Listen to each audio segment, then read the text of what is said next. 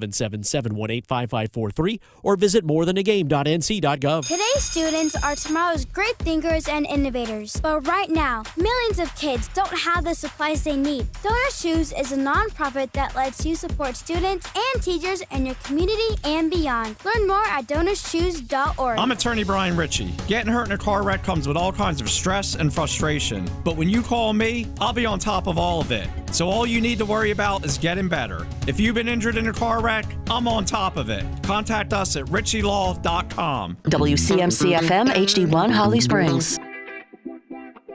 You're listening to The Adam Gold Show. I think Miami, just having played everyone, is the best team we've played this year. Better than Notre Dame? I do. Okay. I think they're really good football. And I think Notre Dame's really good, so I'm not discounting them either. The team we played in that game was real. I mean, that was a really impressive football team. And we got them on senior night, and they were super pumped up to beat us and all that stuff because we beat them here the last time we played them. That was impressive, watching their defensive play. And their D-line is as good as anybody's I've played against since I've been here. Those the words of NC State football coach Dave Doran on with the Adam Gold Show yesterday. I think he's right. Miami's a better team. You know why I know it, Victoria? I don't think he's right. I know he's right because Miami went to Notre Dame and beat them. Or they beat them at home. Doesn't matter. They beat them. They beat them. Mm-hmm. Plain and simple about that. Don't worry. We are going to get into the college football playoff talk. We have the ACC championship game this weekend. By the way, you're listening to the Adam Gold Show. Dennis Cox sitting in for Adam Gold this afternoon. Victoria Vodenecker, producer of the show, as always. It's a Friday. It is a Friday. It's a gross Friday, but it's a Friday. Where's my snow? I know. Exactly. Although, leaving the Canes game yesterday, I was a little concerned because that rain was bouncy. It was, a little bit. For a second. Then it warmed up. But. Well, bounces weren't going in the Canes' favor last night. So actually, you know what? Let's go ahead and get this sucker started with that right here. Let's get it started. Carolina Hurricanes lost 5-1 last night. And let's just say it wasn't pretty. Super gross. I actually had the full Adam Gold experience yesterday. I did Storm Watch and Aftermath, the pregame show and postgame show on the flagship station for the Canes last night, 99.9 The Fan in Raleigh, as well as the intermissions and everything. And let's just say it's hard to win when you're trailing in games early on. Don't worry, folks. We'll talk Freddie Anderson here in just a moment. Immediately. Immediately trailing. We're going to get there. Yes. Less than a minute into the game. You're like, oh. It's not good. It's 1-0. Not good. What? Why? People didn't even get to their seat with their popcorn yet. People were still walking in the building. Yeah. Traffic on 440 was terrible getting to the game. But again, that's a different conversation for another time. But it's hard to win when you're trailing in the game. I think, Victoria, you literally had just sat down for the game yesterday. And then in the post game, we're going to go and play this audio from Jordan Stahl, the captain of the team. And the Carolina Hurricanes, by the way, had 3 days off. They were off Monday, Tuesday, Wednesday in terms of playing games. They practiced Tuesday and Wednesday. I was at Wednesday's practice because I talked to Rob Brindamore afterwards, and the guys were putting work in. And it's kind of nice to have a little bit of a physical and mental reset, but Jordan Stahl, after the game, said, but it just wasn't quite there. I think we played bad, but we didn't play great, and, we made a couple mistakes, and it was in the back of our net, and, the one stanchion hurt, and a couple other ones, it just didn't really go our way, and, I think we had opportunities to get life or power play could have got us going a little bit. I think there's a few other opportunities to kind of get going and get some momentum in this building, which we love to play and do, but just really didn't, there was no spark tonight. Well, it's hard to get a spark when you're down early and a couple bounces go your way or don't go your way right from the get-go. And it's also, in those situations, it's also hard for the crowd to get in, which is something that the Carolina Hurricanes feed off of. I mean, Victoria, you were there. I was there talking to other people there on Media Row. It's just kind of like, man, yeah, kind of a little dead in here. But again, super deflated. Exactly. It kind of just, it never had a chance to even get inflated in that regard. But that is something that was a little bit of a problem yesterday, was that. And then the power play had plenty of chances. Jordan Stahl actually is on the power play now. At least the way they do it is that he takes the faceoff because the team just needs to win power play faceoff. And guess what? they generated a ton of chances yesterday and just couldn't capitalize. Now, Joseph Wall, who left after the second period with a lower body injury, the goaltender for the Toronto Maple Leafs, was outstanding last night. Made a couple really awesome saves, but overall, it just wasn't there. Like you heard Jordan Stahl say, they didn't play bad. They didn't play good either. And Rob Brindamore, the head coach of the team, was asked about if the team lacked spark. Well, I think when you start right away and you're down, that's just tough. And it's kind of, you're ready to go, and then first one goes in, then that weird bounce. Now it's just it was an uphill battle right from the start. So yeah, uphill battle right from the start when you're trailing in games. And Rob Brindamore even talked about a little bit later on is that when you fall down 2-0, which by the way, the second goal of the game is just a fluky bounce. The puck was being sent around the boards. It hits off the stanchion, which is that little metal piece between the glass. It just hit off that in a funky bounce and just popped right in front to Scott Lawton and goal. For it's 2-0. Now, Seth Jarvis did score in the first period, which Victoria Vonecker predicted.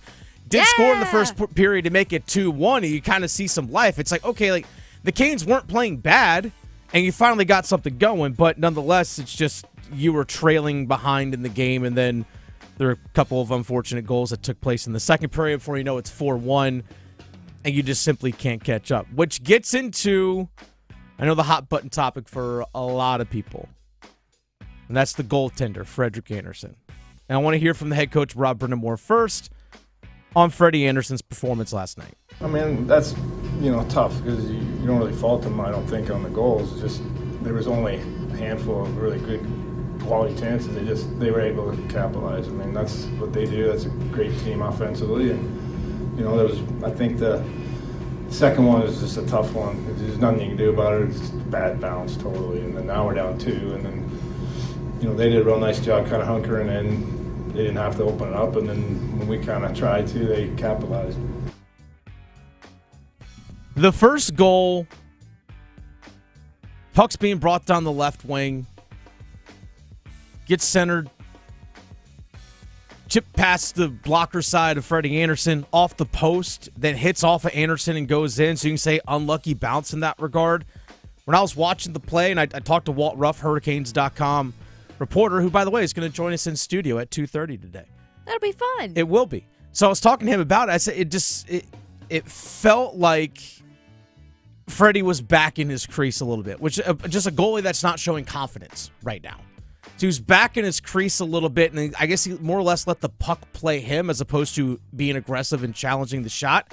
And then on the third goal that was allowed in the game, this is where Matthew Nyes makes a great play at his defensive blue line for the Toronto Maple Leafs. This is in the second period.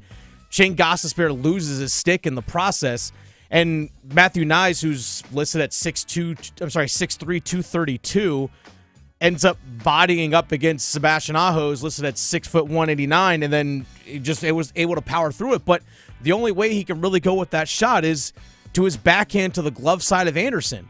It's on again, like it's like a one-on-one breakaway. It was an it's not even a insane breakaway. shot. I mean, it's can't deny Matthew Nyes. I mean, it was a good play by He's Matthew just- Nyes. You cannot deny that. But the simple fact is that you want Andersen to come up with the save in that regard, because should. the only place that he could go with that Matty Nyes on that shot is his backhand to the glove side. It's the only place he could have gone with it. And you want him to come up with that save when your team needs you to make that save.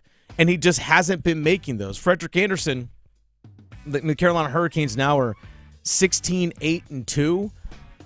Freddie's record is 5-7-2. There's only one loss this season that hasn't been credited to Freddie Andersen in net so far. Yeah, he should have seen that coming too, because that shot in particular, I think Nyes even fell and was on his knee at one point. Yeah. So it was incredible. Yeah, there's only one place that Nyes really could have gone with, which, by the way, I love Matthew Nyes. I would love the Canes to have a Matthew Nyes on their team.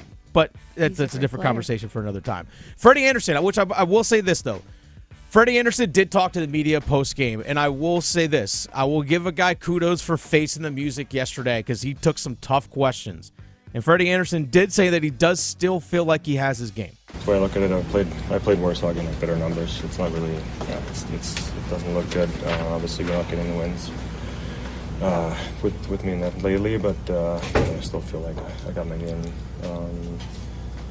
maybe not perfectly where I wanted, but I've had, like I said, I've had worse stretches where things have looked better and got more wins. So that's how I look at it. Try to be positive and move on.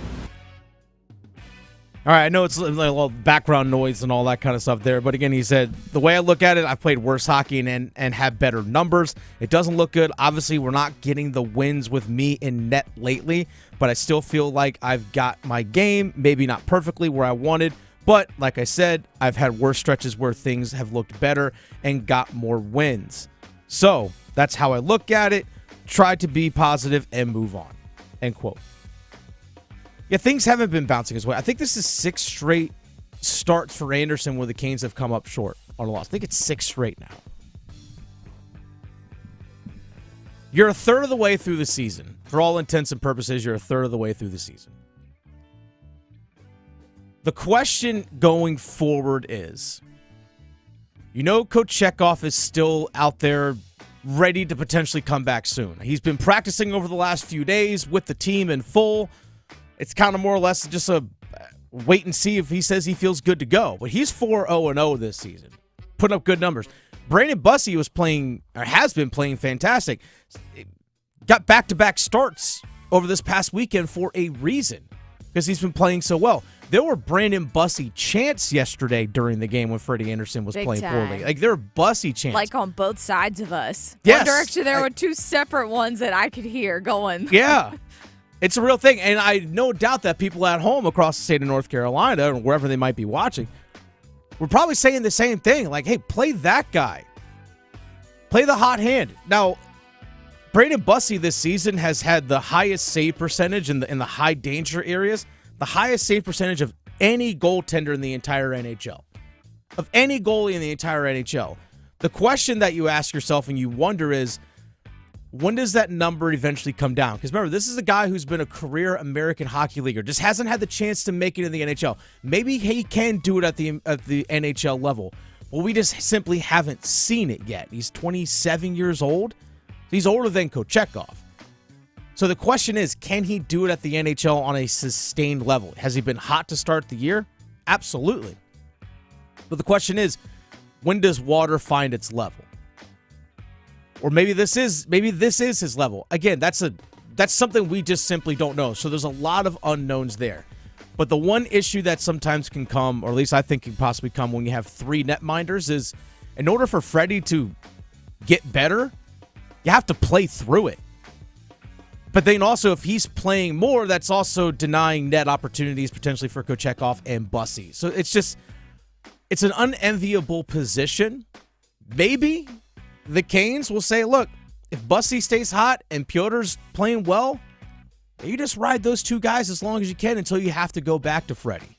We'll see. I don't think all of a sudden Frederik Andersen's game all of a sudden just completely fell off a cliff, but he's definitely going through a rut right now, and it doesn't help when you have other guys that are sitting there who are outplaying you. It doesn't help at all. Trust me, we'll discuss more Carolina Hurricanes hockey coming up here in a little bit, but there is legit question for the goaltending situation in Carolina right now. Yeah, which I feel like has been a question now, for a minute. Yeah, it has been. Yeah. It has been. But then also, if you say, okay, make a move, the question is who's available better out there? Yeah. Well, just even who's available if you're trying to make a move. You're going to go like a Jordan Binnington out in St. Louis? Is Thatcher Demko in Vancouver? I don't even know if those are better options, to be honest. So we'll have to wait and see how the goalie market and all that kind of stuff plays out. Also, there's the health factor into all this, too. Yeah, apparently the flu is going through the locker room big time. Oh, yeah, there's that, too. I mean, Keontae Miller did not play yesterday. Yeah. Sick. Mm-hmm. It's the season. It is the season. 'Tis the season as well for conference championship games. Of course, the big one we're looking at, actually, there's 2 that you need to pay attention to. We're going to talk a little bit more about college football playoff at 12:30. By the way, folks, if you have hope, don't. If you have hope, don't when it comes to the college football playoff. But we have, yes, that's the college football playoff committee speaking right now. That is tomorrow. We have 8 o'clock in Charlotte. We have the ACC championship game, Virginia taking on Duke. Duke finding their way into the ACC championship game off of a myriad of all these weird tiebreakers. It's almost like the old coastal division of the ACC has just infiltrated the rest of the conference because, ironically enough, two former coastal division opponents playing each other in the ACC championship game in UVA and Duke. Now, Manny Diaz, the head coach of Duke football, was on The Drive with Tim Donnelly, which you can listen to 3 to 6 on 99.9 The Fan in Raleigh. And Manny Diaz was on with Tim Donnelly on The Drive and was asked, hey, when it comes to if you win the ACC championship game, you'll be 8-5. You are the conference champion of a power conference. You're the champion of a power conference. That should just end the sentence right there.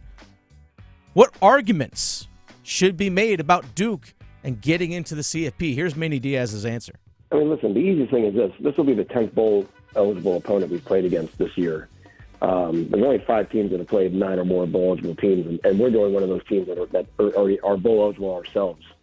And so to get another high-quality win, like beating a Virginia in this stage, and, no different than winning at Clemson, these are just things that I just don't think these other schools have the capability of doing. So there's something about playing week in and week out in a Power 4 conference. There's a reason why the Power 4 conferences are called the Power 4 conferences, and nothing's changed. Nothing's changed in that. And then no different than how the University of Miami should be in the playoff as well.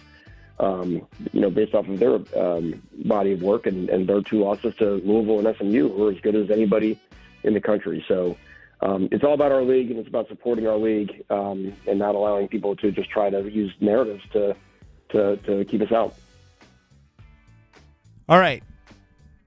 To reiterate what he just said, only 5 schools have played 9 or more bowl-eligible teams this season. This is going to be game number 10 for Duke this season against a team that is bowl-eligible. And of those teams, the 5 teams that have played 9 or more bowl-eligible teams, Duke is the only one themselves that are actually bowl-eligible. It's a good point. And the facts are the facts are. Maybe, if Duke gets the win over Virginia, which is a top 20 team according to the eyes of the College Football Playoff Committee, because they said so themselves, maybe that boosts them up just high enough. Obviously, there's still the American Athletic Conference Championship, which is tonight, by the way. You also still have the Fun Belt, the Sun Belt Conference Championship, which JMU is a factor into that as well. By the way, the winner of Tulane, North Texas tonight in the American, they're going to the CFP, which ironically enough, both those head coaches are going to be taking other jobs. What it is. But then you also kind of have to hope a little bit that maybe JMU loses in the Sun Belt Championship game as well. Which, by the way, the JMU coach also leaving. Imagine that. But anyway, we'll talk more about College Football Playoff Committee coming up here in about 13 minutes. But Victoria also this weekend. Yes. If everyone's snowed in, actually depending on where you are. I think there's some people out there I saw in our comments, by the way. Yes, Brandon. In Ashe County. Yes, it's snowing. Couple inches out of there. snow. Look Which at that. I love. I'm jealous because we're here in Raleigh and it just rained a little bit. Yeah, it was gross. Just a little bit. It's just cold and See, that's wet. the worst. If it's going to be cold, let it snow. Yes! Not rain. We don't want it cold and wet. That's just gross. That's just stupid. But this weekend, if you're hunkered in, which, by the way, you can watch and interact with the show, the flagship station for the Adam Gold Show is 99.9 The Fan in Raleigh. If you go on YouTube, you can just search 99.9 The Fan or search the Adam Gold Show, and you can actually watch this show live. You can stream the video. You can interact with us. You can watch video clips, or if you miss any of the show, you can catch back up because the whole show is streamed live during that time. You can also listen to it on the 99.9 The Fan app. It's free to download. You can listen to it, stream it wherever you are. I want you, if you're at home this weekend, maybe you're stuck in a place that got snow, I'm jealous of you, and I love you for it. But there's some pretty good college basketball games going on this weekend featuring schools in the state of North Carolina, which, by the way, absolute massive heater of a college basketball game. If you're already into college basketball mode here in the state of North Carolina, you got Duke, Michigan State tomorrow. Again, heater of a matchup. It's a noon tip-off. Both those teams are undefeated, and they've played tough competition so far. So a game of this magnitude, really, it's nothing new in the early part of the season for these teams. So sit back, enjoy this one. Michigan State, by the way, they've played Arkansas, Kentucky, and North Carolina, all ranked teams. As I said earlier, they're undefeated. And Duke, also undefeated. They've played Kansas, Arkansas, and Florida, all ranked teams. They also began the season as well against Texas. If I have one concern, by the way, for Duke basketball, it's consistent outside shooting. Isaiah Evans, as we know, who obviously had the game-winning three-pointer just a couple of nights ago against Florida, we know he can get hot. We've known that. But who else can get hot from the outside, or at least be a consistent threat from the outside shooting for Duke? Last year, you had Isaiah Evans, obviously, but you know that Cooper Flagg, Con Knippel, Tyrese Proctor, even Sion James at times could all beat you shooting from the outside. I don't think Duke has gotten there quite yet. Darren Harris off the bench, he's 10 of 25 shooting in 3 games from the outside of the arc, from 3. That's 40%. That's less than 3 attempts a game, though. And Caleb Foster, he's 13 of 29. He's their starting point guard. That's 44.8%. He actually leads the team in three-point shooting, but he's attempting at just over 3 attempts a game. Maybe Caleb Foster just needs to shoot 5 times a game. Maybe that's what needs to be done. Those are the only guys 40% or better of their regular rotation players for Duke. As a team, they're 36%. Guys that finished above 40% last year were Knippel, Evans, who's still on the team, Proctor, James, and even Cooper Flagg was 38.5%, which is still a respectable shooting number from a guy who's a stretch 4/small forward, depending on where he was playing at times last year, sometimes even playing the 5. So that's something, if there's a concern for Duke going forward, it's that. By the way, the only time I've watched Michigan State basketball this year was actually on Thanksgiving last week when they played North Carolina, and it felt like Michigan State in the second half just could not miss. I think they shot somewhere around 60% in the second half of that game. I mean, there's guys, I forget who it was that made the shot, but Henry Vasar, the 7-footer for UNC, had a hand in the face, outreach, guy floats one over top of him, goes off the backboard, like banks it in. It's like, okay, it's just your day shooting in that regard. But nonetheless, these teams are ranked top 10 in net rankings. Duke is number 2. Michigan State's number 10. So tomorrow, noon tip-off, go out tomorrow morning, get your Christmas tree if you can. If you haven't already, get it set up, decorate it, then eat some soup and grilled cheese and watch 2 of the best teams in college basketball play each other at noon tomorrow. Enjoy your day. Now, there are other teams going on. Obviously, look at the ACC schools in the state of North Carolina. NC State basketball takes on UNC Asheville. Does the Wolfpack look to get back on track? NC State basketball is, let's be honest, they've left people wanting more. They've left people wanting more. Against the game, for example, against Texas or recently against Auburn. Seton Hall, the 3 games that they've lost, you feel like the team, when you watch them play, that they're not playing up to the sum of their parts.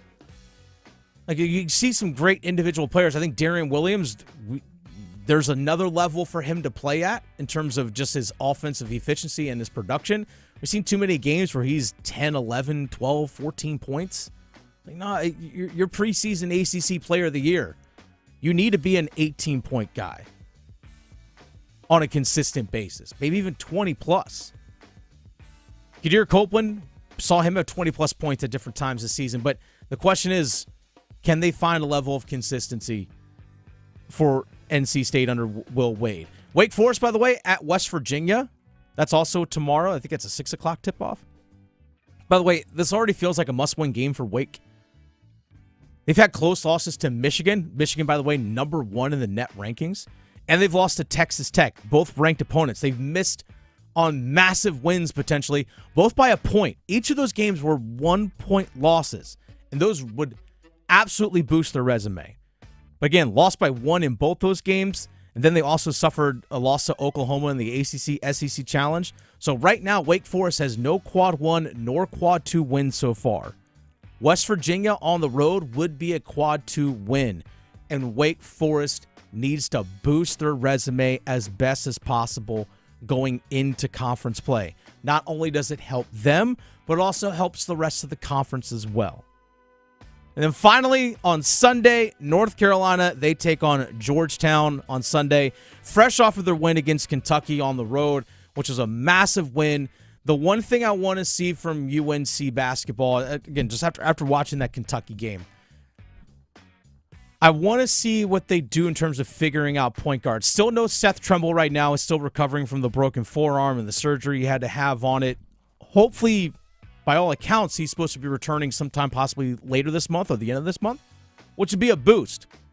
Because right now I feel, Victoria, that for North Carolina basketball, just again, having watched them play so far, is that it doesn't feel like they have someone that can just control the floor in terms of running the offense.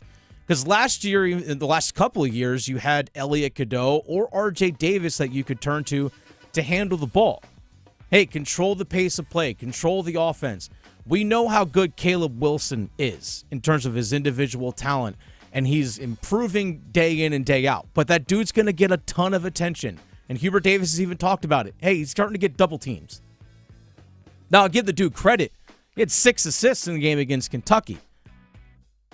I love that a big man or a guy that can play on the wing is able to recognize, okay, I'm getting double teamed. I can find an open guy. That's a good asset to have. Vasar was outstanding against Kentucky. And I like the idea of what Jaren Stevenson can potentially be for this team. A 6'11 guy who can stretch the floor as well. But I think he also needs to be a little bit more assertive when it comes to rebounding. But the guy that can actually control the floor. Maybe Dixon, the freshman point guard, can become that. We'll see. Maybe Kyan Evans has to play a little bit more off ball.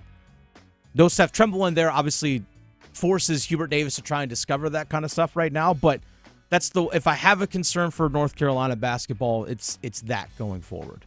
But time to still figure it out. UNC's got a pretty good resume of wins so far. Obviously, Kentucky being the most recent one. But Georgetown. Remember when Georgetown was good? It's been a long time. I don't think high school basketball players think of Georgetown as like an old school, like, awesome program. Right. They're just not there. They're just not that anymore. Mm-hmm. They're just not. It's been a long time since Georgetown was good. Yeah. It's the Adam Gold Show. Dennis Cox sitting in for Adam Gold this afternoon. Victoria Vodenecker producing the show as always.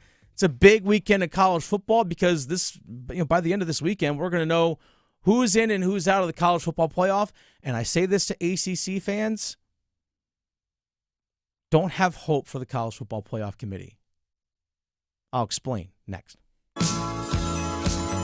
Asheville to Wilmington, Boone to Durham, the Adam Gold Show on the North Carolina Sports Network.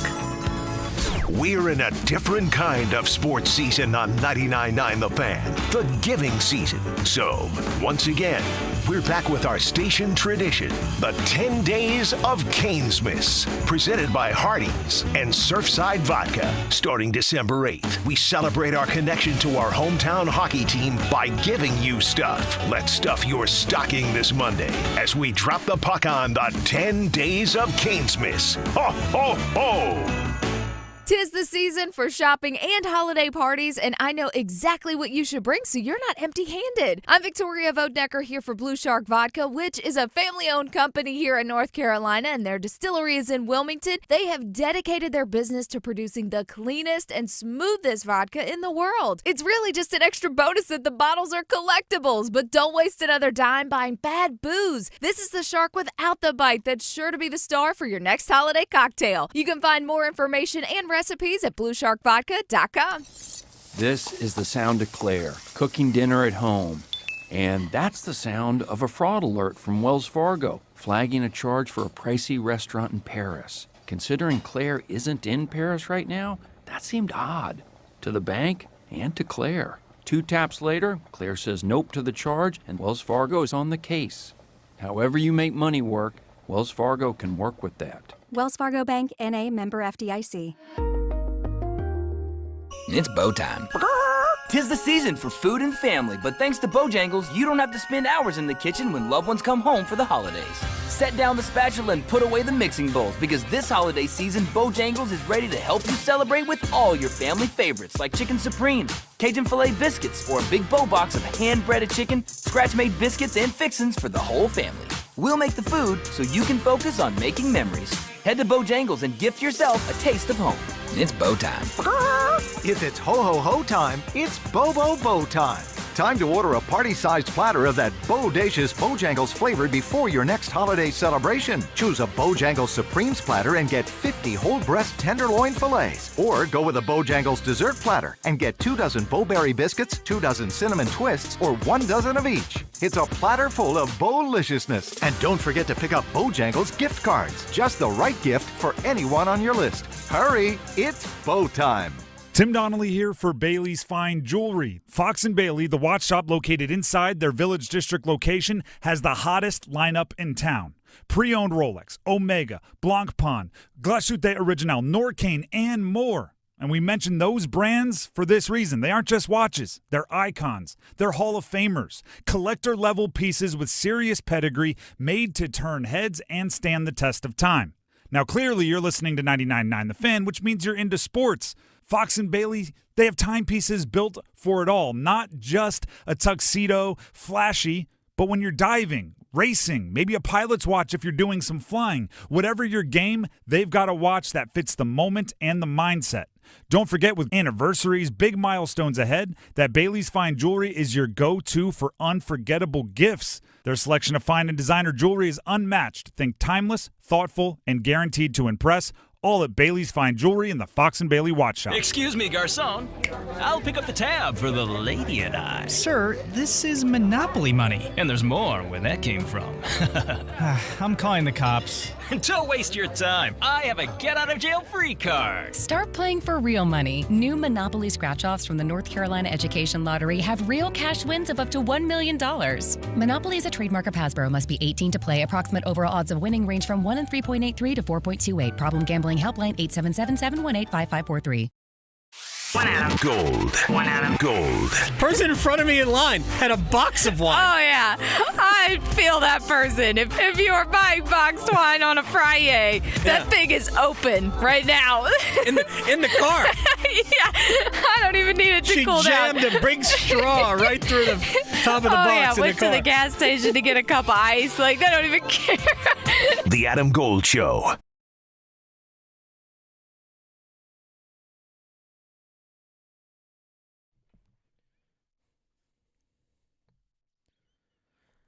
I absolutely love college football. Yeah. I was a former college athlete myself. I played football my freshman year, but I played lacrosse for 4 years. I just absolutely love college sports. But the one thing that unfortunately ruins college sports, or can potentially, it's the people that run it. And the people that have to make decisions regarding who chose themselves to make decisions regarding who actually competes for championships in college football, unfortunately, they've kind of made a mess of all of it. By the way, it's the Adam Gold Show. Dennis Cox, I know my name. Dennis Cox sitting in for Adam Gold this afternoon. Victoria Vodnecker producing the show. This weekend, and even actually starting tonight, we will see teams play their way into the college football playoff. Tonight, James Madison, who's number 25 in the college football playoff rankings. They're the Sun Belt Championship game against Troy. Potentially winning that game could put them in. Tulane versus North Texas is the American Championship. Tulane ranked 20th. North Texas ranked 24th. The winner of that game should be in the college football playoff. Because remember, the top 5 rated college football conference champions get automatic bids. Now, the top 5, that doesn't necessarily mean that they have to be just the Big 10, Big 12, SEC, and ACC plus one more. It's literally just the top 5 conference champions. So this is where things can get kind of dicey this coming weekend. Obviously, we have the Big 12 championship, Texas Tech, BYU. In my eyes, Texas Tech is already in no matter what, but BYU is sitting at 11th in the college football playoff rankings. A loss for them, does that knock them down depending on how the game looks? They have Georgia versus Alabama, the SEC championship game. Georgia's in my eyes. Alabama's sitting there at 9th. If they lose this game, do you knock them down further? Of course, you have a matchup between 1 and 2 for Indiana and Ohio State. Both those two are locks. To me, you're just playing for a number 1 seed in that regard. And then you have the ACC championship game Saturday night Duke versus Virginia. Now, speaking of BYU in that game against Texas Tech, BYU is sitting at 9. My apologies. I'm sorry. BYU is sitting at 11. Miami is sitting at 12, one spot behind. Notre Dame is sitting at number 10, one spot ahead of BYU, even though Miami beat Notre Dame. And Heather Dinich of ESPN earlier this week when the college football rankings came out talked about what a potential BYU loss could mean for the ACC and Miami. BYU with a loss, they're out. They're in a precarious position. That opens the door, though, for Miami to inch up, okay? And then Miami can touch Notre Dame. They're so close. And because they're so close, does the committee then put them on the board together and say, oh, that's right, I remember Miami beat Notre Dame. Hey, man, you remember that? Yeah, head-to-head. Do they flip them? I don't know. That is a unique situation. It would be difficult to justify at this point, but at the same time, everybody's been waiting for it to happen anyway. Yeah, we all been waiting for the College Football Playoff Committee to rank Miami ahead of Notre Dame. What is it about this weekend that you think is going to change that? This is why I say don't have hope for the College Football Playoff Committee, because they've already have shown themselves in the last couple of years that they don't do the right thing. Let's not forget, just a couple of years ago, when Florida State was undefeated in the regular season and their quarterback, Jordan Travis, got hurt, done for the rest of the year. So playing with a backup quarterback, did the offense look nowhere near as good? No, it didn't. But they still won, including in the ACC championship game against, if I remember correctly, at the time, number 15 ranked Louisville. So Florida State even got a ranked win. Now, this is back before the College Football Playoff expanded from 4 to 12. But they're an undefeated conference champion, and they still left them out at number 5. They put in at-large Alabama, a one-loss team, and a one-loss Texas ahead over undefeated Florida State, simply stating the reason of, well, they lost their quarterback, and they don't look as good. It's the inarguable eye test. Even though on the field they did everything that they were supposed to do. Now, of course, the College Football Playoff Committee won't look at a team like Ole Miss and be like, well, you don't have your head coach, who also is your play caller. You don't have him. You going to take them out? No. Because that'd be bad for business. But now in this situation where we actually see games that were won on the field, the only thing that my eye test needs to see is 27-24. That was the score of Miami beating Notre Dame. People are going to say, well, that's week 1. That's week 1. Okay, then don't count Ohio State's win against Texas week 1. Don't count it then, because it's week 1. Don't count it then. Don't count it. Doesn't matter. Don't count it against Texas. Hey, it's just week 1. Yeah, using that logic. Don't tell me ever again, if, for example, what Heather Dinich just laid out, if BYU loses and they drop and Miami slides up and that Notre Dame and Miami are next to each other in the rankings, and if the College Football Playoff Committee doesn't have Miami over Notre Dame, if things play out and Notre Dame is 10 and Miami is 11, go screw. All of you should be fired. Because now you are telling us truly that the games on the field do not matter. You are telling us the games on the field do not matter. If Notre Dame is 10 and Miami is 11, how can you look at me dead in the eye and tell me that one is better than the other? And I say, did you watch the games on the field? Did you look at the scoreboard? That's the only thing that matters. It's the only thing that should matter. There is no clear, defined way to make the college football playoff. I was a Division III athlete. The way you got in to a conference championship, obviously you do well in your regular season. The only way to get to the NCAA tournament, or at least guarantee a spot, was you won your conference championship. Now, there was a selection committee in terms of some at-larges and things along those lines, but at least everyone had a true, legit, fair chance of making it to the playoff. Now, you could say the same thing probably, in terms of Miami. Well, don't lose to NC State or don't lose this other conference game. That's true. That's a fair point. But I also say to this, Notre Dame, they also lost twice. We say, well, they lost to ranked teams. They lost to Miami and Texas A&M. Yeah. I'm sorry, what was that first team you just mentioned? Oh, Miami. They've already proven it on the field. College Football Playoff Committee has already shown you in the past, in very recent past, that they will leave out a deserving team. That they won't use actual logic and results on the field. It's all for them. What's the best money-making product that they can put out there? Because let's be honest, it's a money-making venture. All it is. What gives us the best result in terms of making money? Notre Dame being in. The Golden Dome. Plain and simple. So I hold out zero hope. Do not be shocked on Sunday. Do not be shocked on Sunday if the ACC doesn't have a school in the CFP. Don't be shocked. Now, if Virginia wins, they're in. They're in. But if Duke wins, don't be shocked, folks. Don't be shocked. It's the Adam Gold Show. Dennis Cox sitting in for Adam Gold this afternoon. By the way, you can give me a follow on all the socials at TheFanRookie. We need some one-timer questions from you all. I know some people are already submitting them on our YouTube live chat and everything, but we need one-timer questions for you all next.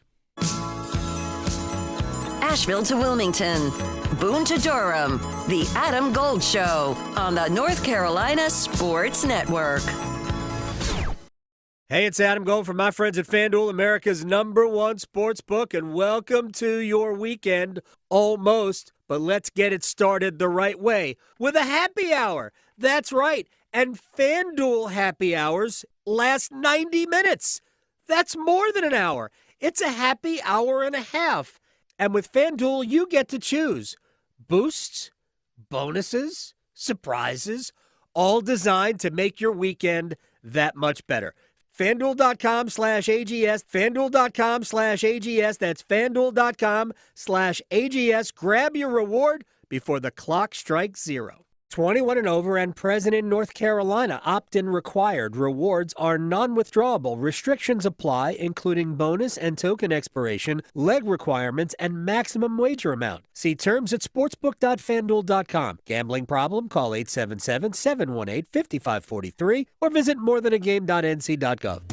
Whether it's helping you work, save, or steer clear from fraud, AARP North Carolina is making sure your money, health, and happiness live as long as you do. Each week, AARP Without Limits meets people and explores topics to help improve how we live and age in North Carolina. You can also learn more about getting the most out of life by listening to AARP Without Limits, wherever you listen to your podcasts.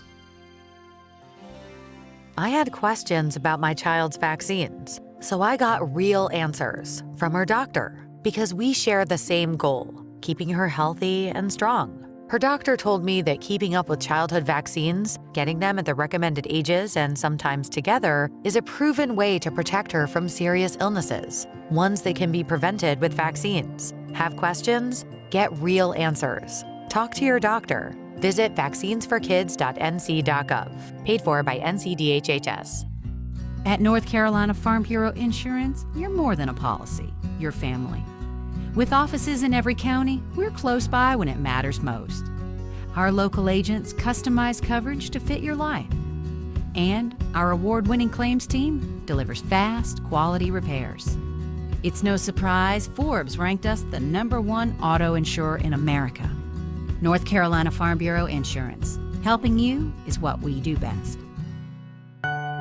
Hello, I'm Steve Troxler, North Carolina Commissioner of Agriculture. Farming's tough, but you're not alone. That's why the North Carolina Agri-Medicine Institute offers the North Carolina Farm Helpline, a free 24/7 resource for the agriculture community. Long hours, difficult decisions, and unexpected challenges can add up. Whether you need to talk to a counselor who understands farming or help with finances, legal questions, or farm safety, call 844-325-3276. That's 844-325-3276, the North Carolina Farm Helpline, a free 24/7 resource for the agriculture community. 844-325-3276, because no one should face farm life alone.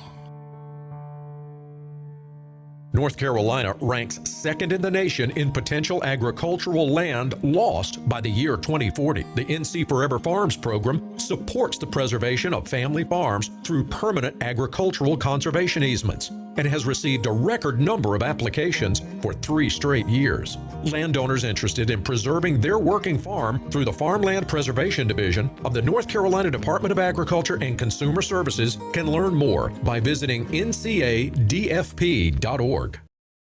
This is Adam Gold. 80-second mark, I scream in the booth. I screamed in the booth. Why the heck is he still on the ice? Did you say it in Finnish? I should have. Yes. No, he wouldn't. He curses in English. He does. All right, 2 seconds later, he scored. Yes. And I went, oh, that's why. That's why. The Adam Gold Show.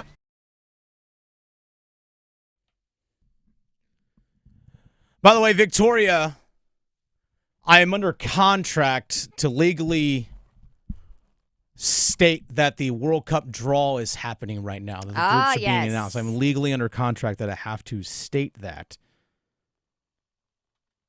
So there, that just, let's Had to check that box. Yep, I have to. Yep.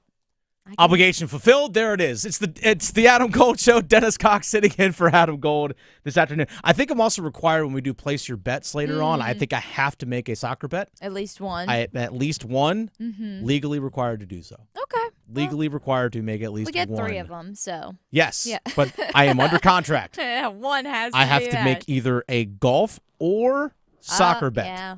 Not much golf happening right now. No, definitely. I mean, if you want to, go for it. Knock your socks off. That's your thing. You might need to take them off because they're going to be soggy. Oh, God.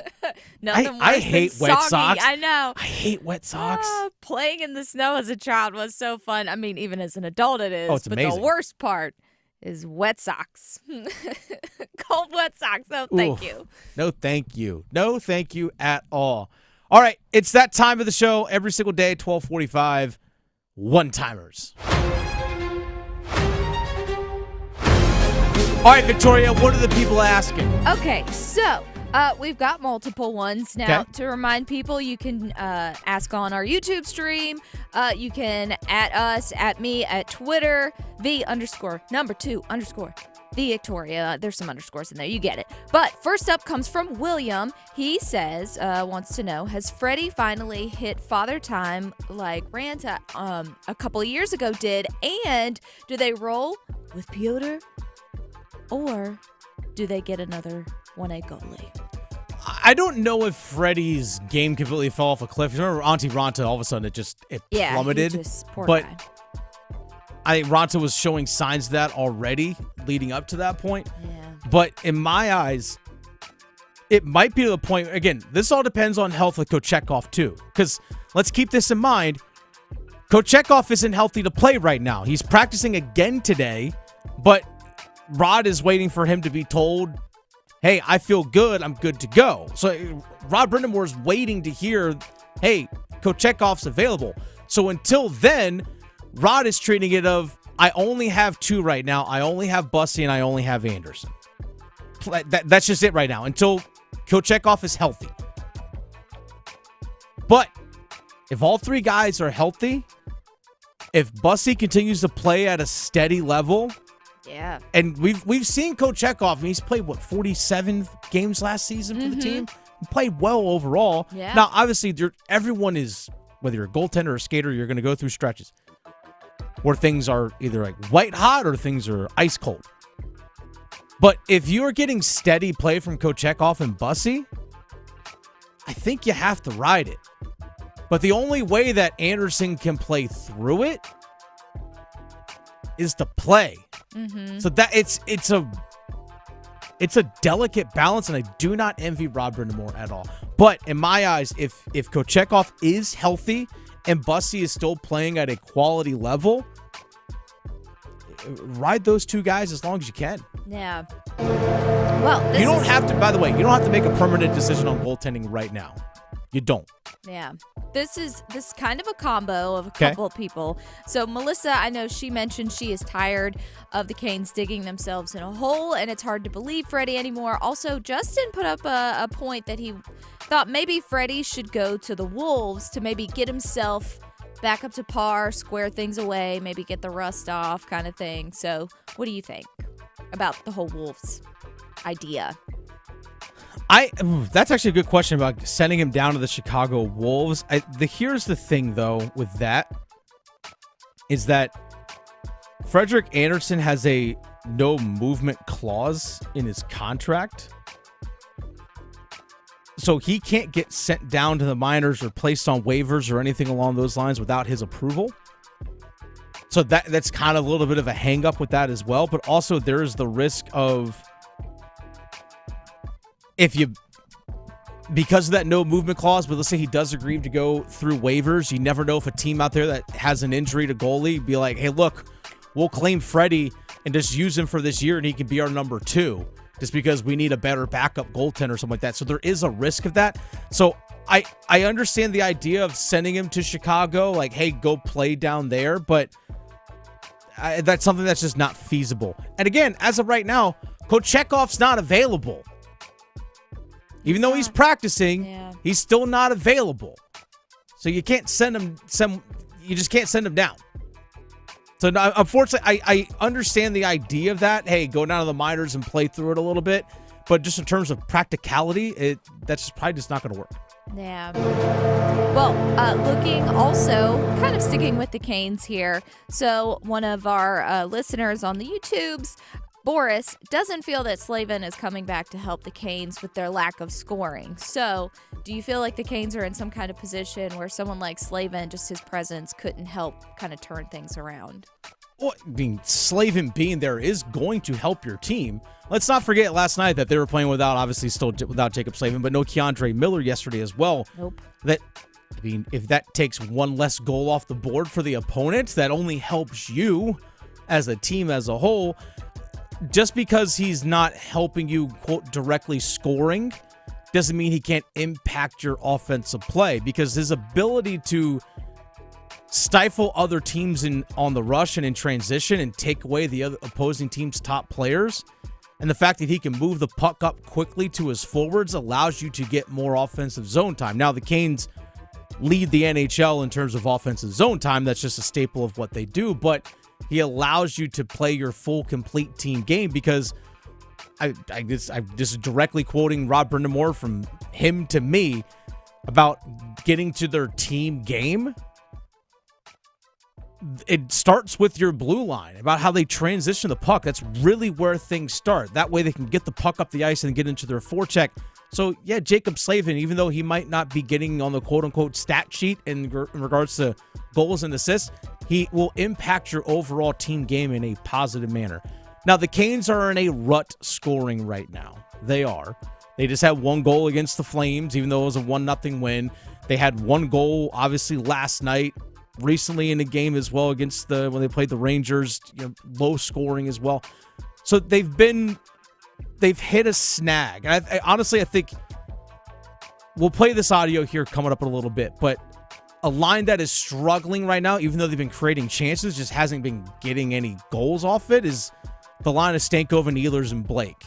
Like, that's a line that just hasn't been getting one right now. You can kind of see guys pressing a little bit because they want to be on the stat sheet. So every team's going to go through ebbs and flows of scoring. I mean, going into yesterday, the Canes were still, I think, 6th in the NHL in goals per game. And that's with a power play that is not good. Is not producing. And they're still top 6, 7 in the NHL in terms of scoring goals. Yeah. It's still game 26, but that doesn't mean you can sit back and just wait and just anticipate that it's just going to get figured out all on its own. I get what people are saying right now. It's a rut scoring at this current moment. Maybe we'll see a line shuffle possibly, but nonetheless, I'm not too worried about it. But in terms of Slavin, Slavin's going to help your overall team game.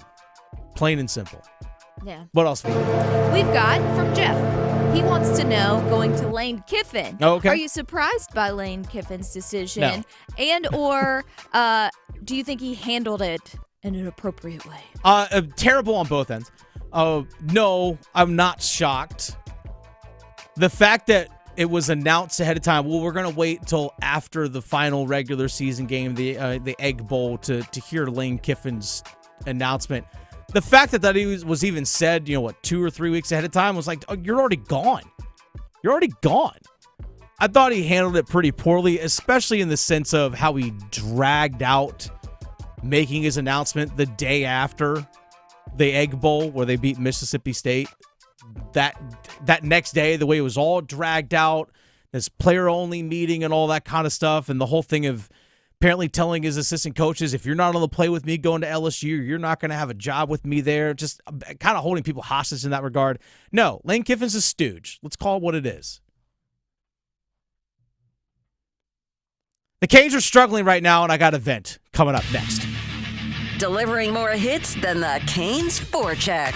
Shoot, he scores! The Adam Gold Show on the North Carolina Sports Network.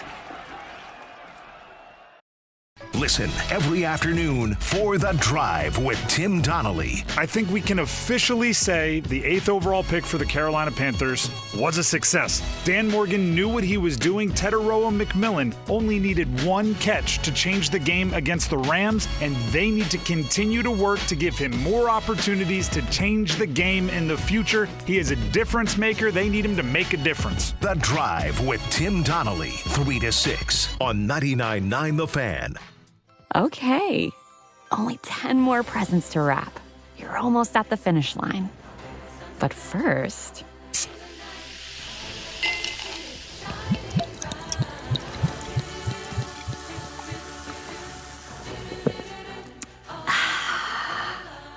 There, the last one. Enjoy a Coca-Cola for a pause that refreshes. I am here with Patrick Day of the Aluminum Company of North Carolina. I'm on your website. Gutter helmets right on the front of the website. Do you have a gutter helmet to fit my head? I have a small head. We have a gutter helmet for every head, Adam. So anyhow, if you give us a call, we'll come out and take a look at your windows, doors, siding, roofing, gutters, and of course we can do the gutter helmet.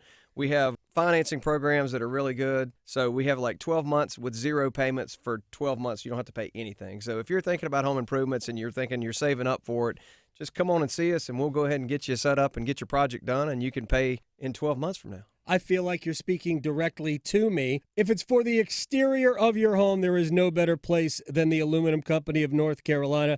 You can find them online, aluminumcompany.com. Siding, roofing, windows, entry doors, storm doors, and the world-famous gutter helmets. Aluminum Company of North Carolina, 1-800-672-4348. Complete rules for all contests on Sports Radio, The Buzz, and 99.9 The Fan can be found during normal business hours at 3100 Highwoods Boulevard in Raleigh, or always online at 999thefan.com. You're listening to Leaf Filter Radio, and the guru of gutter protection himself, Chris Cunahan, is here to take your most pressing leaf-related questions and bring you a special Black Friday offer. Hey, everybody, Chris here. I understand we have Ron on the line. Ron, where are you calling from? Uh-oh. Ron, are you calling from a ladder? Well, I was.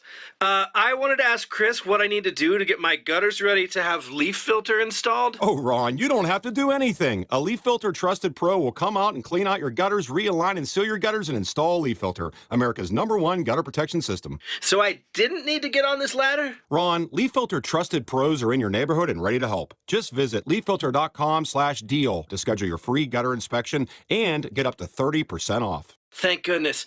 What was that site? That's leaffilter.com/deal. And now, as a special Black Friday offer, you can get a free gutter inspection, plus up to 35% off. This is our best offer of the season. Unlock it now at leaffilter.com/deal. See representative for warranty details.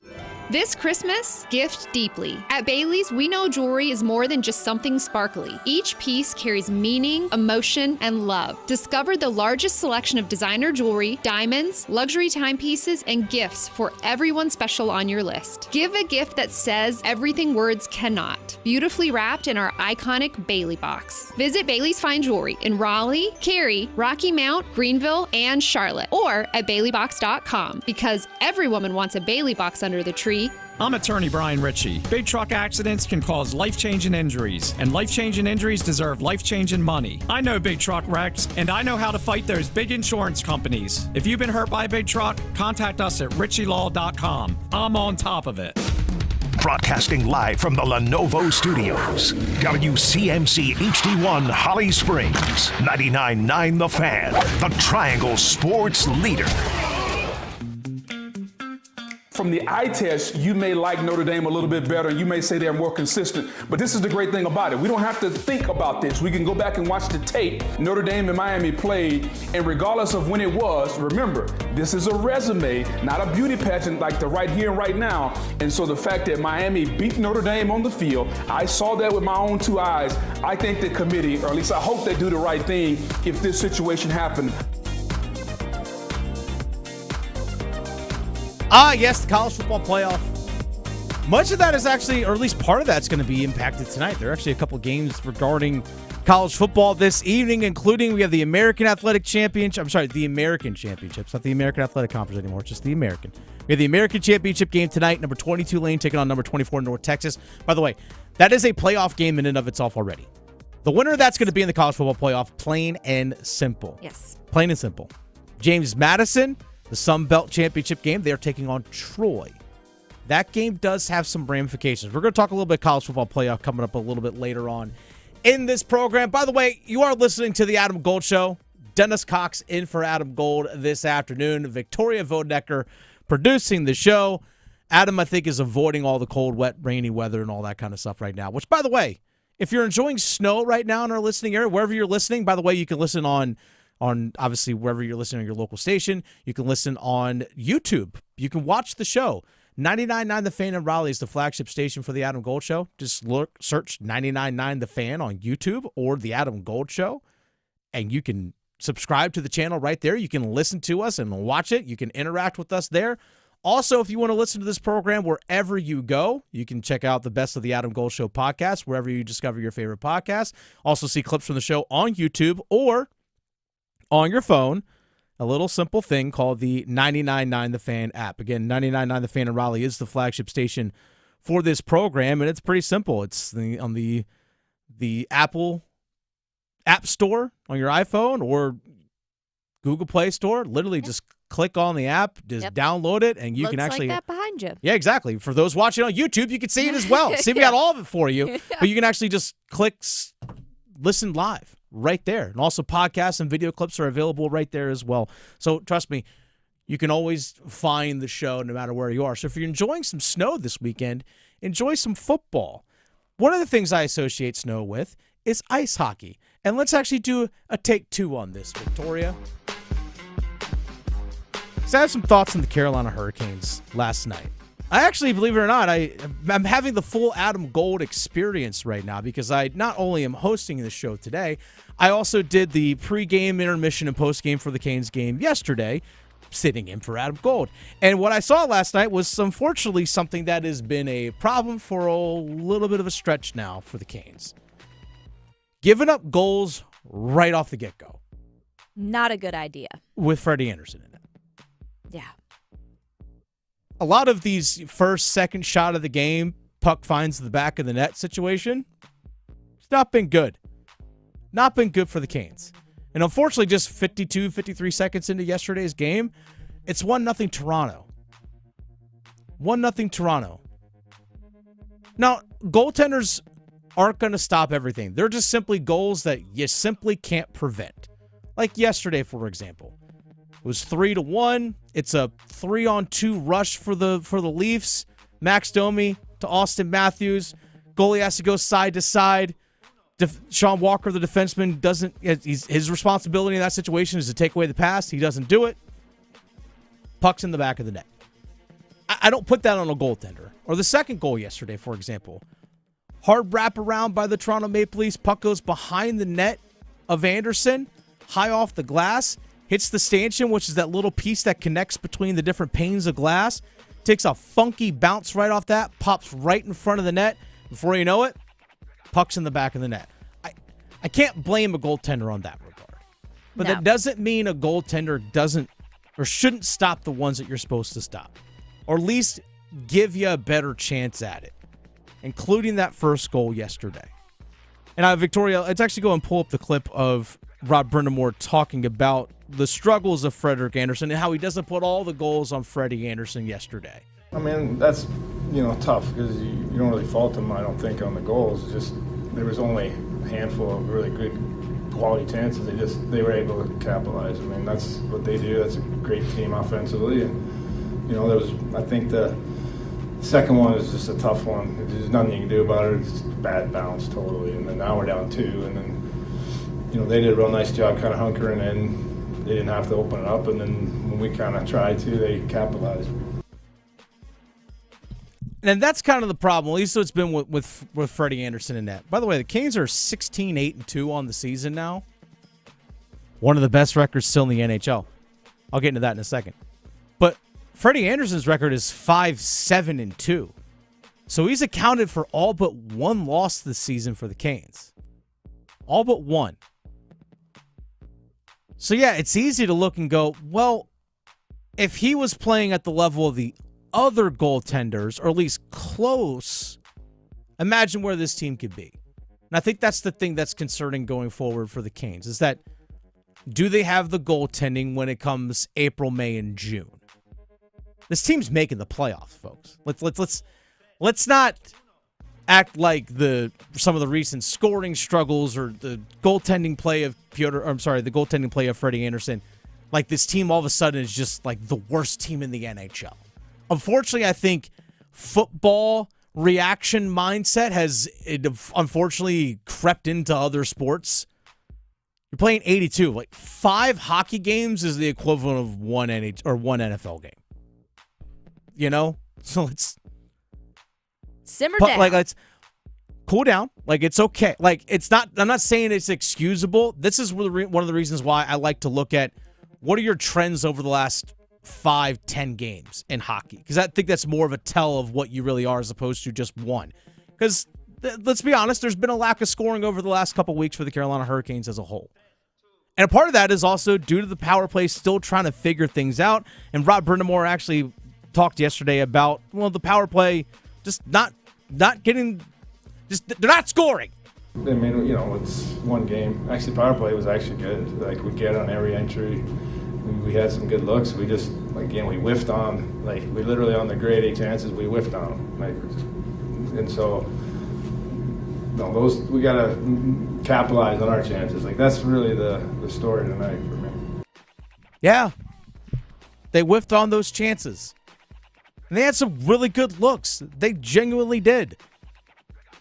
But again, didn't capitalize on, especially there in the first period. You would like to have gotten one there in the first. They had 2 power play opportunities, just couldn't cash in.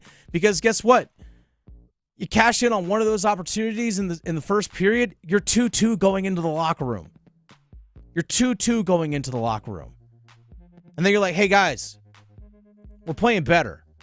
I actually thought that Carolina in the first period was the better team. They just couldn't get the save when they needed it. In the second period as well, I thought they actually were a pretty strong start. Then Matthew Nyes causes a turnover, and then all of a sudden it's in the back of the net on one that you want Freddie Andersen to make. Now it's 3-1. Now you're really chasing the game. Then it's a 3-on-2. Puck's in the back of the net. Now it's 4-1. Now you're just behind. And the third period is a disaster. Third period ends up being a disaster in that regard. But one of the reasons why they are struggling, at least right now in terms of the scoreboard, was the fact that the second line just hasn't been getting the puck to find the net, including a guy like Jackson Blake. And this is what Rob Brindamore had to say about Jackson Blake just struggling to find the score sheet right now. They're trying. All those guys, they try so hard and they care so much that it's beating them up a little, but they're still getting their opportunities and they're very, very impactful in the game. I mean, he had a few good looks tonight. It just it'll come for him. You can see the frustration on Jackson Blake. Because, again, they're generating some chances that just nothing seems to be going for them right now. Maybe Rob Brindamore decides to at some point, hey, you know what? Just to kind of shake things up just a little bit, maybe put Nikolai Ehlers back up there with Aho and Jarvis. Maybe that gets Svechnikov back going in. It's been a while since we've heard Andrei Svechnikov on the score sheet in a while, too. Like, it's been a minute. It really has been a minute. We'll see. Maybe if Jesperi Kotkaniemi comes back into the mix, maybe you're going to start to see that fourth line with he, Taylor Hall, and Eric Robinson generate some scoring chances. You haven't been getting a whole lot of Mark Jankowski, but Mark Jankowski's also supposed to be your 13th forward. Then also maybe Keandre Miller coming back, who was sick yesterday and did not play. Look, again, I'm not going to be Chicken Little skies falling, okay? Like, let's not overreact to the game here. Hashtag too soon. Yeah. It's a long way to go. We're only, 26 games into it? We're a third of the way through the season.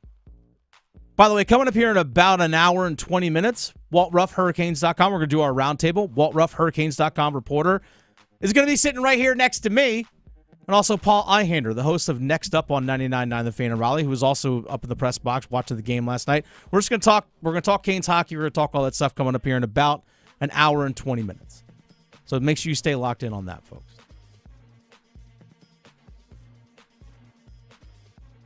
But I can understand the frustration of Canes fans. I get it. But again, I'm not Chicken Little skies falling. Are there things to work on? Yes. And there are the things that we've been saying. The power play needs to be better. They just need to score. They simply need to score. They're holding on to the puck. At least yesterday they were holding on to the puck. Maybe they get a little pass happy at times. They're trying to find good passing lanes and all that kind of stuff. It's a lot harder for a goaltender to make a save if he's moving side to side. And also with net front traffic. Jordan Staal actually winning faceoffs and stuff out there. I get, so it's just, anyway. I don't want to dive. I don't want to go too hard at fans for the reactions. Because again, I understand it, but I don't want to overreact on it either. Yeah, it's still early. There's a lot Still of hockey is. games There's a left. ton the season's left. Yeah, we're good. We're fine. Ton left out. It's the Adam Gold Show. Dennis Cox sitting in for Adam Gold this afternoon. By the way, no Carolina Panthers this weekend. But that doesn't mean there aren't three things that the Carolina Panthers, hopefully during this bye week, improved upon. Also, we have a blind ranking coming up, Victoria. Nice. I don't know what it is, because that's the reason why it's blind ranking. Uh-huh. We'll have that next.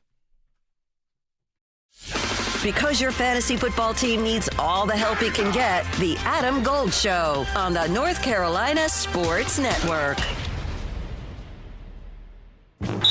Hey, Carolina Panthers fans, it's Dennis Cox from 99.9 The Fan. For all the inside information on your team, join me and my co-host, WRAL TV's Chris Lee, for our podcast, Panthers Playbook, presented by Wake Orthopedics. In every episode, we'll keep you up to date on your Panthers, and we'll do it with access only we can provide. Locker room insight, exclusive interviews, and in-depth looks at every Panthers game. Follow and subscribe to Panthers Playbook wherever you discover your favorite podcasts, or watch on YouTube. Excuse me, garçon. I'll pick up the tab for the lady and I. Sir, this is Monopoly money. And there's more where that came from. I'm calling the cops. Don't waste your time. I have a get-out-of-jail-free card. Start playing for real money. New Monopoly scratch-offs from the North Carolina Education Lottery have real cash wins of up to $1 million. Monopoly is a trademark of Hasbro. Must be 18 to play. Approximate overall odds of winning range from 1 in 3.83 to 4.28. Problem gambling helpline 877-718-5543. To 15-year-old Harper, buying an $80 vintage rock t-shirt is a great investment. To Harper's mom, this logic has a few holes in it. So she helped Harper open a Wells Fargo Clear Access banking account. With no overdraft fees and tools to track spending, Harper's learning, one heavy metal tee at a time.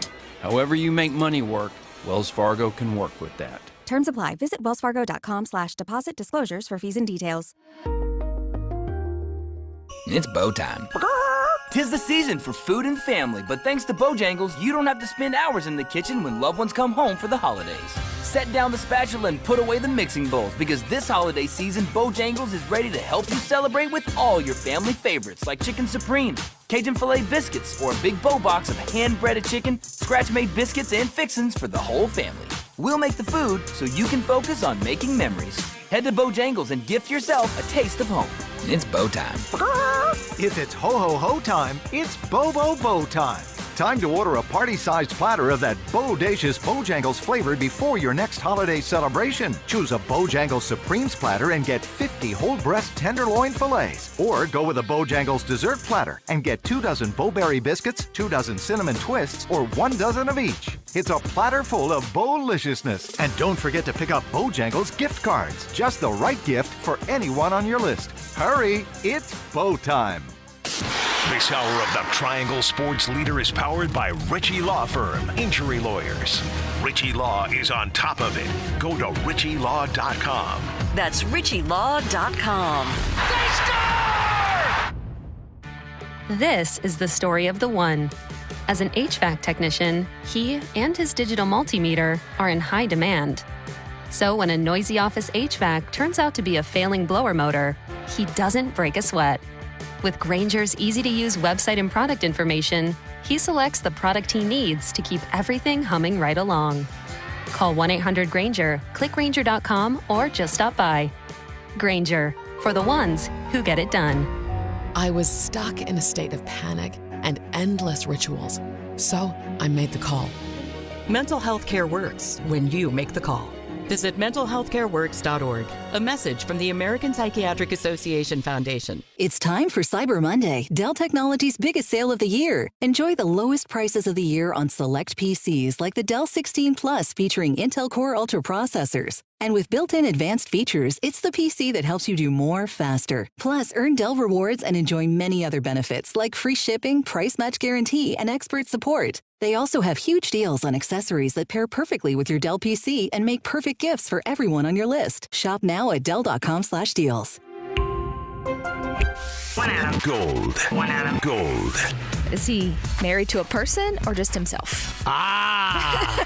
Because I feel like that's very Aaron Rodgery of him to have the twist in there. It's a very good question. Oh, I don't know. We still don't know if it's a person. Would he get down on one knee to ask himself over an ayahuasca? Yes. The Adam Gold Show.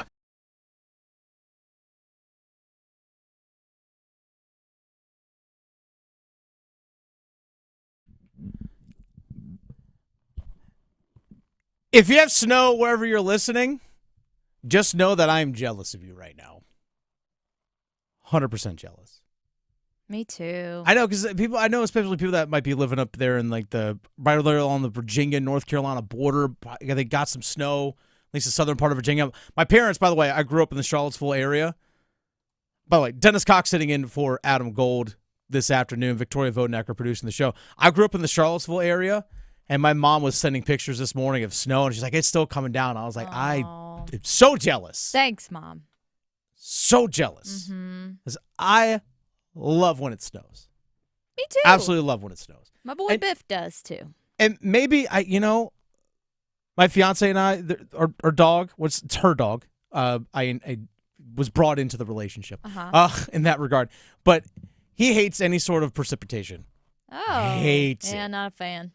Just like, you know what? Like, if you're walking outside, it's a sunny day, and like a little drip of water falls on him. It's like, nope, got to go back inside. Nope, don't like this. Right back inside. Where's that blanket? Where's that blanket? Yep. Need that blanket. I know there are some dogs who won't go outside to go to the bathroom because the grass is wet. Yes. There are dogs that do that. Yes. Struggle's real, folks. Struggle is real. But I hope everyone is, in all seriousness, out there. I know different parts of the state got a lot more precipitation or different types of precipitation. So just have fun, be safe, enjoy your weekend, eat some grilled cheese, and watch some fun sports. But one thing you won't be watching this weekend, Victoria, is the Carolina Panthers. I know. But doesn't mean we don't have teams to root for. That means they can't lose.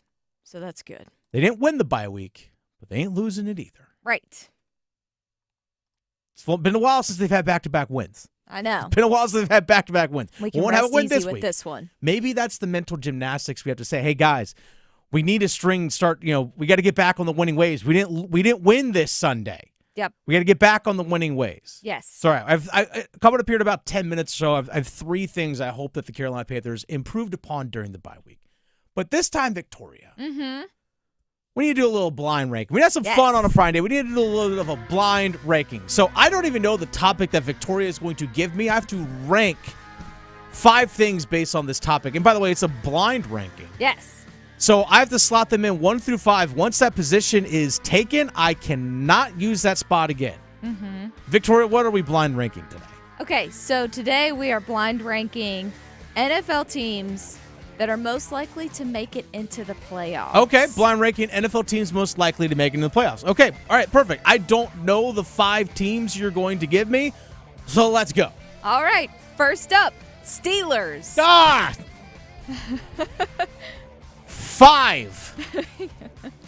That pains me to say it. My grandfather was a steel worker or worked in the steel mills in Pittsburgh. Yeah. So my mom's from Western Pennsylvania. I still have a bunch of family in that area. So that was just the moment I was born in June of '86. You either adore this team or you're not part of the family. It pains me to say it, but that Steelers team is, in my eyes, it's a team that I don't think really has an identity anymore. I really don't. Or at least it's lost its identity. To me, their offense is abysmal. I do not like Arthur Smith's offense. If anyone here that is listening is an NC State fan, might remember the name Matt Canada, who, by the way, failed as an offensive coordinator with the NC State Wolfpack, then somehow found his way to being an offensive coordinator with the Steelers. It's amazing how people can fail up, Victoria. Yeah. But nonetheless, people remember that offense where it was like, man, I got this really awesome play for our number 3 tight end where we're going to pick up 4 yards. Arthur Smith's no different. It's the same damn thing. It's 3 tight ends all the damn time, and he doesn't even use his best tight end consistently enough, and Pat Freiermuth doesn't. And then you have old man Aaron Rodgers that's just, it's just not there anymore. And they, oh, wow, Aaron Rodgers is upset at people. Who would have thought? It's just, and then also their defense is just predicated on just creating big plays. If their defense isn't creating big plays, you can move up and down the field on them with no problem. As long as you're not allowing TJ Watt to strip sack you and you're not throwing interceptions, you're scoring on them. That's it. Their defensive system has not changed or evolved in like 10 years. It's the same thing. So people know exactly what they're going to get every time they play them. The Steelers are just hoping like, all right, let's just hope someone goes out there and just makes a splash play. That's it. It's not like, hey, you know what? We might not have all these splash plays in terms of forcing fumbles or whatever it might be, but you can't score on us in the red zone. We're going to hold you to field goals or whatever it might be, or you can't run the ball against us. At least you have some strength or some identity. They don't even have that. Yeah. All right. So you got 5. 5 for the Because they probably not even going to make the playoffs. 5. They got to play by the way, Ravens Steelers this weekend. Oh, it's going to be good. I mean, people around the NFL just watch it because it's Ravens Steelers no matter what the records are. But, man, I'm telling you, that's a loser of that game. Kiss your playoff chances goodbye. I know they got to play each other again later this year, but call it what it is. Well, another one that people are really wondering about, and it kind of would be crazy if they didn't, the Chiefs. Chiefs? They're currently on the bubble. They are. This is tough. All right, so I've already given up 5. Yep. Chiefs are also 6-6, just like the Steelers, and they have the Texans this weekend, by the way. Texans are 7-5. Texans' defense is outstanding. It's actually carrying that team right now. Yep, only thing that kept them alive so far. It's hard to bet against Mahomes and Reed. Even though they are 6-6 and they're struggling this year, it's still hard to pick against them. So I'm going to put them at 3.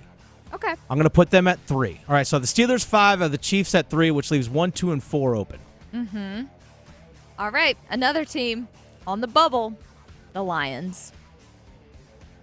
Shocking that they just got a win last night. Shocking they're on the bubble. I know, but I love Dan Campbell and company. Dan Campbell is awesome. The one thing about that team is just the injuries are just still piling back up again. Like Brian Branch, one of their starting safeties, tore his Achilles. last night, which sucks because he's a damn good football player. And we saw this last year with guys just getting hurt left and right. Like, for example, Aiden Hutchinson, their edge rusher. Also, Lee McNeil, defensive tackle, by the way, from Raleigh. Went to NC State, played at Sanderson High School. I know, because last year he got hurt with the knee injury and stuff. I can't remember if he's fully back yet or not. But just the injuries are starting to mount up again. I don't know. I think their odds increased to somewhere around 50% or so with the win against the Dallas Cowboys yesterday. So they're flirting there on the line. I have more faith in Detroit right now than I do Kansas City. So for that sense, I'll put Detroit 2 on the blind ranking. So I have the Steelers at 5. I have the Chiefs at 3. The next team you gave me was the Lions. I put them at 2, so that gives me 1 and 4. Mm-hmm. I don't like how this is going, but I don't like how this is going. Okay, the next up is a team that's been actually pretty impressive. The Colts. This season anyway, I should say. Yeah. Indiana Jones and company. They've sputtered, by the way, lately. They have. And I think, if I remember correctly, they play Jacksonville this coming weekend, which is winner takes the division, or takes the division lead at that point. Both teams are sitting there 8-4.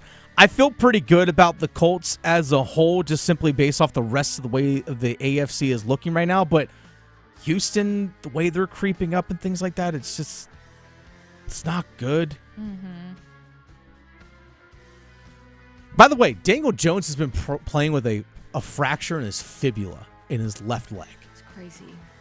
I broke my fibula in college during my freshman year during football season. It doesn't sound fun. Yeah, it hurt. Yeah. Hurt like hell. He's playing with a fracture in his fibula. I mean, I think that's probably one of the reasons why we're starting to see some decline in his play. So I have 1 and 4 open.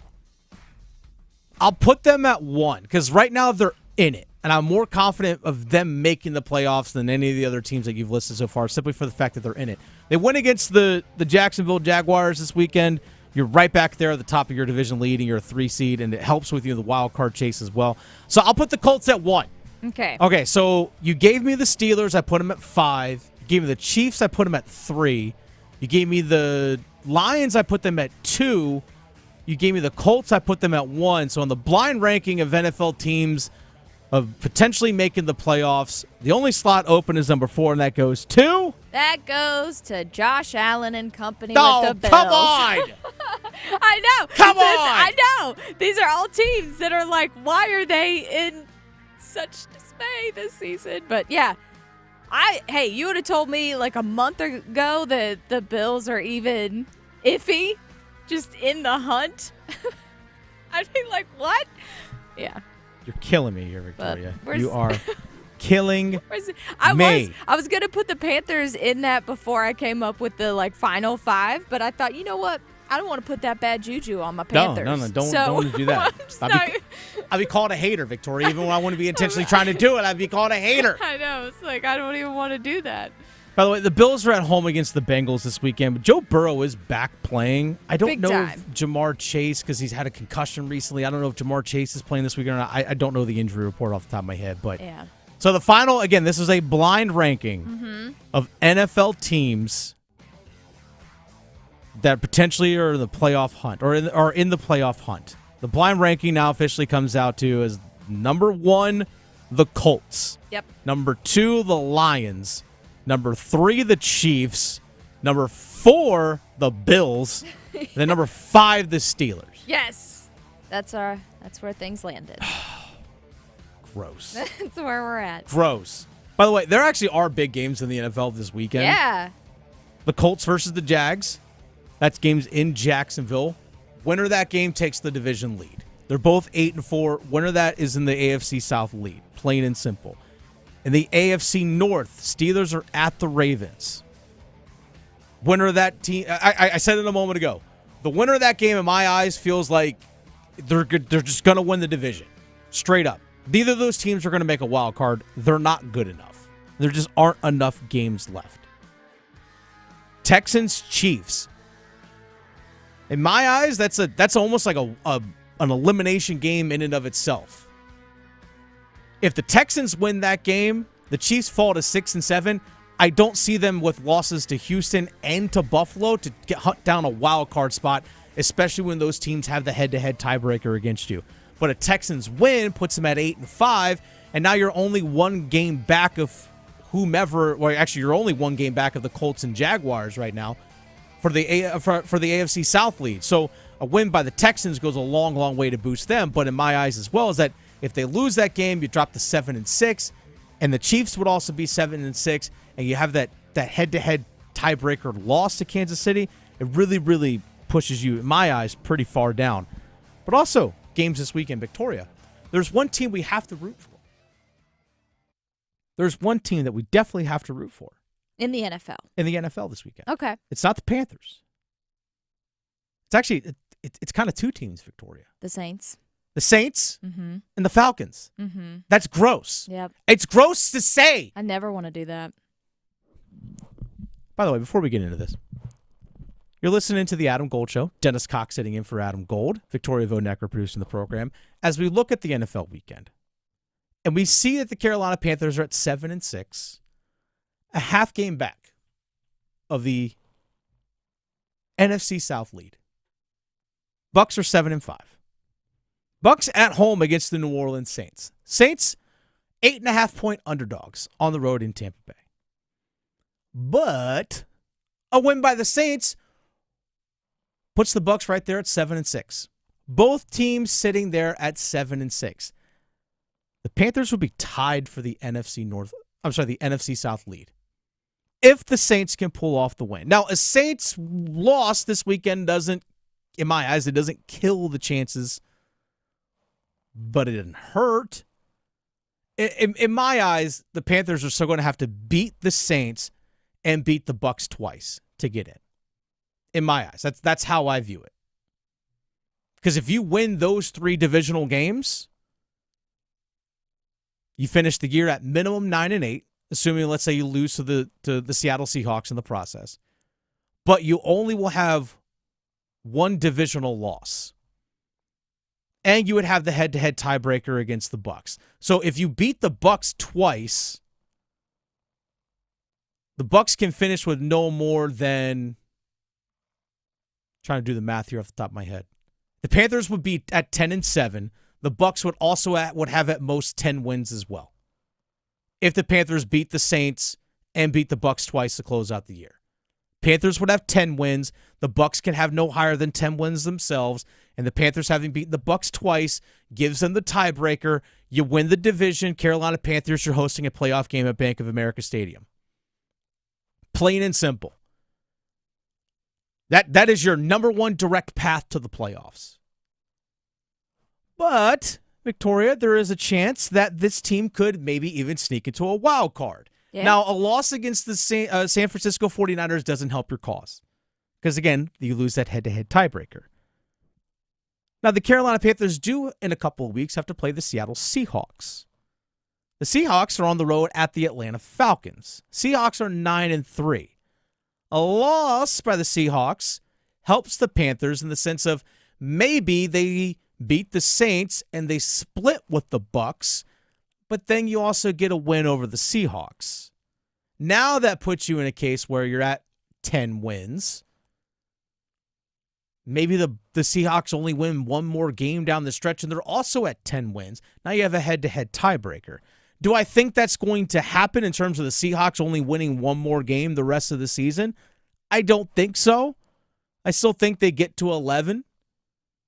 But that doesn't mean that Sam Darnold doesn't turn into a pumpkin again. We've seen it before. We have. So again, you're rooting for the Saints this weekend. You're rooting for the Falcons this weekend. It's gross to say that. It really is. Yeah, it makes me feel dirty if I say that. It kind of does. Mm-hmm. It does make you feel a little dirty. Also, another team you're rooting for, just because of playoff implication potentially for a wild card, you're rooting for the Bears to beat the Packers. You're rooting for the Bears to beat the Packers. Which could happen. Ben Johnson has really turned that team around. The Bears have the best record in the NFC right now. Mm-hmm. They're the 1 seed in the NFC. Well, I guess they're tied for the best record, but they're technically the 1 seed right now at 9-3. Make it make sense. Yeah, exactly. Make it make sense. But hopefully this weekend, Victoria. Oh, also another team you're rooting for. You're rooting for the Cardinals to beat the Rams. The Rams are 9-3, just like the Seahawks, but you have that head-to-head win against the Rams. So again, when it comes to tie-breaking scenarios, having that head-to-head win helps. Just saying. Things you can be watching for, but hopefully when we're watching the Panthers go to New Orleans a week from this coming Sunday, Victoria, 3 things I hope to see that this Carolina Panthers team has improved upon during the bye week. Oh, okay. Well, yes. First of all, don't stink. That's arbitrarily there. Get that out of the way. But the areas I want to see the Carolina Panthers improve upon, the first one, to me, in my eyes, is actually, believe it or not, is actually getting pressure on the quarterback as a whole. I know that Derek Brown obviously had that big strip sack against the LA Rams, but the Panthers as a whole this season, just 18 sacks on the year. Just 18 sacks on the season. That's tied for 30th in the NFL. It's next to last. The only team with fewer sacks this season is San Francisco with 16. They've had a bunch of injuries. Like Nick Bosa's been hurt. Pretty much misses his whole entire season. Mykel Williams, their first-round edge rusher out of Georgia, he's been out. I think an ACL injury as well, so he's missed a big chunk of this season too. So they're not getting much out of their defense in that regard. But if you actually look at terms of sack percentage, the Carolina Panthers are only generating a sack on 4.3% of their opponent's dropbacks. Just 4.3%. That is 28th in the NFL. 28th in the NFL. By the way, of their 18 sacks, 6 of them came against the New York Jets. Oh, wow. Literally 1/3 of their sack production came in one game this season. Wow. Just one. I know that this team has been forcing turnovers in regards to interceptions. They actually have one of the best interception rates of any defense in the entire NFL. I think they're 6th in the NFL, maybe 5th. Yeah. High up there. Very good. But in terms of generating pressure on the quarterback, actual pressure rate on the quarterback, just 14.7% of dropbacks have they generated pressure on the opposing quarterback. That's 31st in the NFL. 31st in the NFL. DJ Wanham, a player that they signed as a free agent last year out of the Minnesota Vikings, has played, and I first saw this stat from Mike Kay of the Charlotte Observer. Follow his work. He does a tremendous job. DJ Wanham, who had 4 sacks last year, only played the last 8 games of the year because he was coming off of a quad injury, but also there was like a blood clot issue that he was dealing with as well. So only played the last half of the season, and he had 4 sacks in the last half of the season. He's played 69% of the snaps this year. It's a nice amount of snaps. He has 0 sacks. 0. And he's played over 2/3 of the snaps as an edge rusher. Nick Scorton, I think, has done a phenomenal job this season as a rookie second-round pick. He's a long-term starter in this league. He has 3 sacks this season. Yeah. I think he has a true complete game in the way he can play against the run. But hopefully, maybe over the last week or last few weeks, the last month of the season, I should say, that he can generate a couple more. Maybe Princely Umanmielen still needs more snaps. Maybe the guy that you drafted as a speed edge rusher, use him a little bit more often. Derek Brown leads your team in sacks with 4, which, by the way he's impacted the passing game this season was, in my eyes, was the next step in the evolution of Derek Brown as a defensive lineman, and he has shown that. And he's finally getting the national recognition of what we already know. Like, hey, yeah, that guy is a stud. But that's the first thing. They have to get simply more pressure on quarterbacks. Plain and simple. Which, in my eyes, actually leads into the second thing. As great as the defense has been this season, I say great. It's been really, really good this season. By the way they actually play in the red zone, their red zone defense is phenomenal.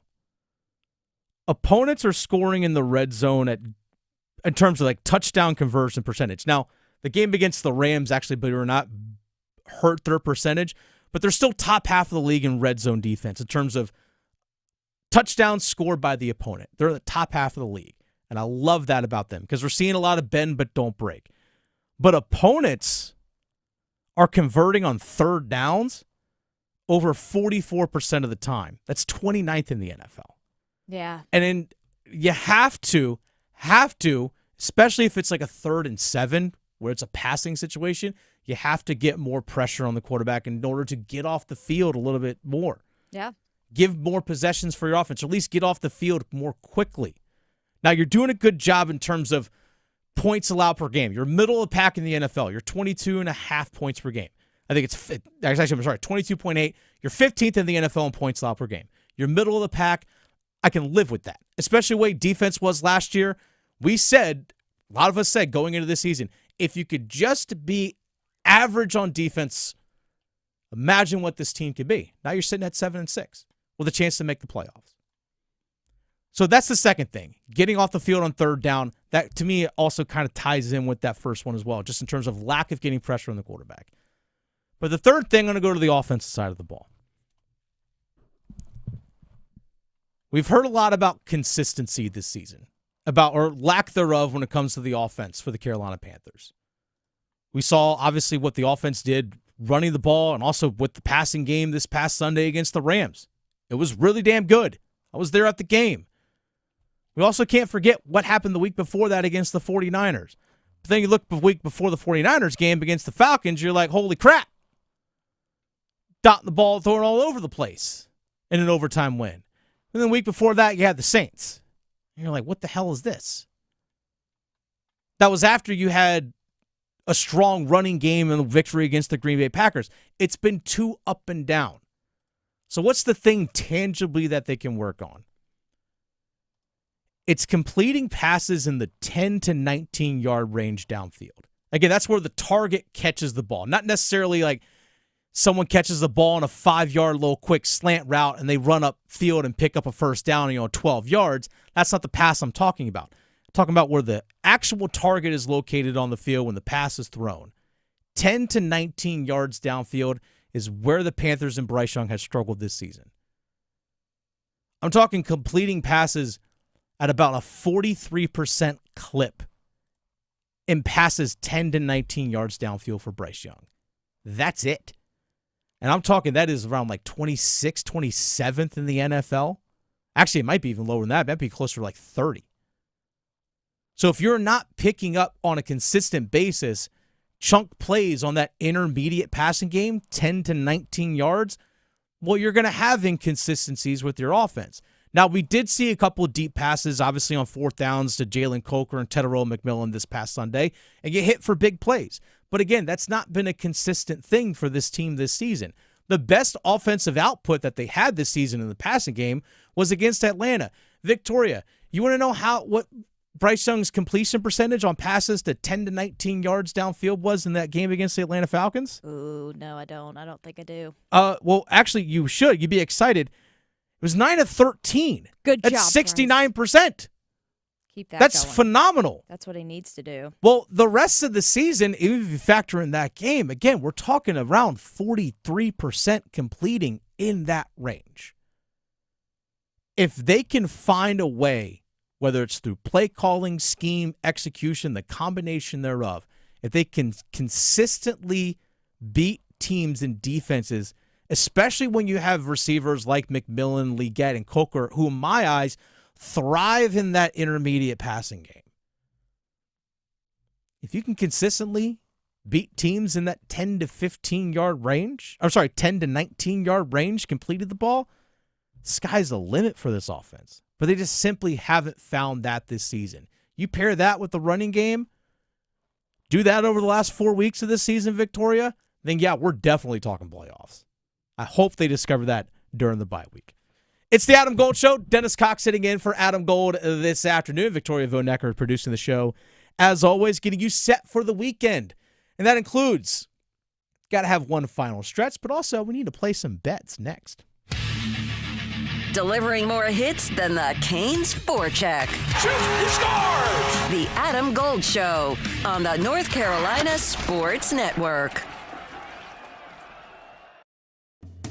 Whether it's helping you work, save, or steer clear from fraud, AARP North Carolina is making sure your money, health, and happiness live as long as you do. Each week, AARP Without Limits meets people and explores topics to help improve how we live and age in North Carolina. You can also learn more about getting the most out of life by listening to AARP Without Limits wherever you listen to your podcasts.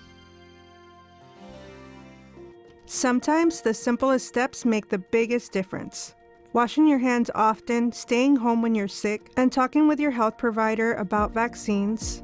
Help keep your family protected against the flu, RSV, and COVID. Simple steps, big protection. Defend yourself. Get vaccinated to protect you and your family from respiratory illnesses this season. Visit myspot.nc.gov to find yours today. Brought to you by the North Carolina Department of Health and Human Services. At North Carolina Farm Bureau Insurance, you're more than a policy, you're family. With offices in every county, we're close by when it matters most. Our local agents customize coverage to fit your life. And our award-winning claims team delivers fast, quality repairs. It's no surprise Forbes ranked us the #1 auto insurer in America. North Carolina Farm Bureau Insurance. Helping you is what we do best. Hello, I'm Steve Troxler, North Carolina Commissioner of Agriculture. Farming's tough, but you're not alone. That's why the North Carolina Agri-Medicine Institute offers the North Carolina Farm Helpline, a free 24/7 resource for the agriculture community. Long hours, difficult decisions, and unexpected challenges can add up. Whether you need to talk to a counselor who understands farming or help with finances, legal questions, or farm safety, call 844-325-3276. That's 844-325-3276, the North Carolina Farm Helpline, a free 24/7 resource for the agriculture community. 844-325-3276, because no one should face farm life alone. North Carolina ranks second in the nation in potential agricultural land lost by the year 2040. The NC Forever Farms program supports the preservation of family farms through permanent agricultural conservation easements and has received a record number of applications for 3 straight years. Landowners interested in preserving their working farm through the Farmland Preservation Division of the North Carolina Department of Agriculture and Consumer Services can learn more by visiting ncadfp.org. If you pay your city or town for electricity, you live in a public power community. Public power communities provide electricity to families and businesses from a locally owned and operated system. Public power systems are not-for-profit and provide electricity at affordable rates with unbeaten reliability. Your local public power provider invests in your community, providing local jobs and supporting your local economy. Electricities of North Carolina is the energy behind public power. Learn more at electricities.com. With Steel, batteries are included. This holiday season, give a gift that's ready to go right out of the box. For everything from cleaning up the yard to cutting up firewood, Steel tools check off the wish list and knock out the to-do list. And right now, buy select battery tool sets and get a free extra battery. Visit SteelUSA.com for holiday deals and gift ideas. Happy holidays from Steel. Offer valid for a limited time only at participating dealers while supplies last. This is Adam Gold. Steve Bettman take all that time to walk out, then to see the pick, bro hug no less than 20 guys on his way up there. And then this draft house, they just moved this wall like the Price is Right. I don't know. It's a showcase showdown back there. I know. That would be great. So we should spin a wheel, yeah, right? Exactly. The Adam Gold Show.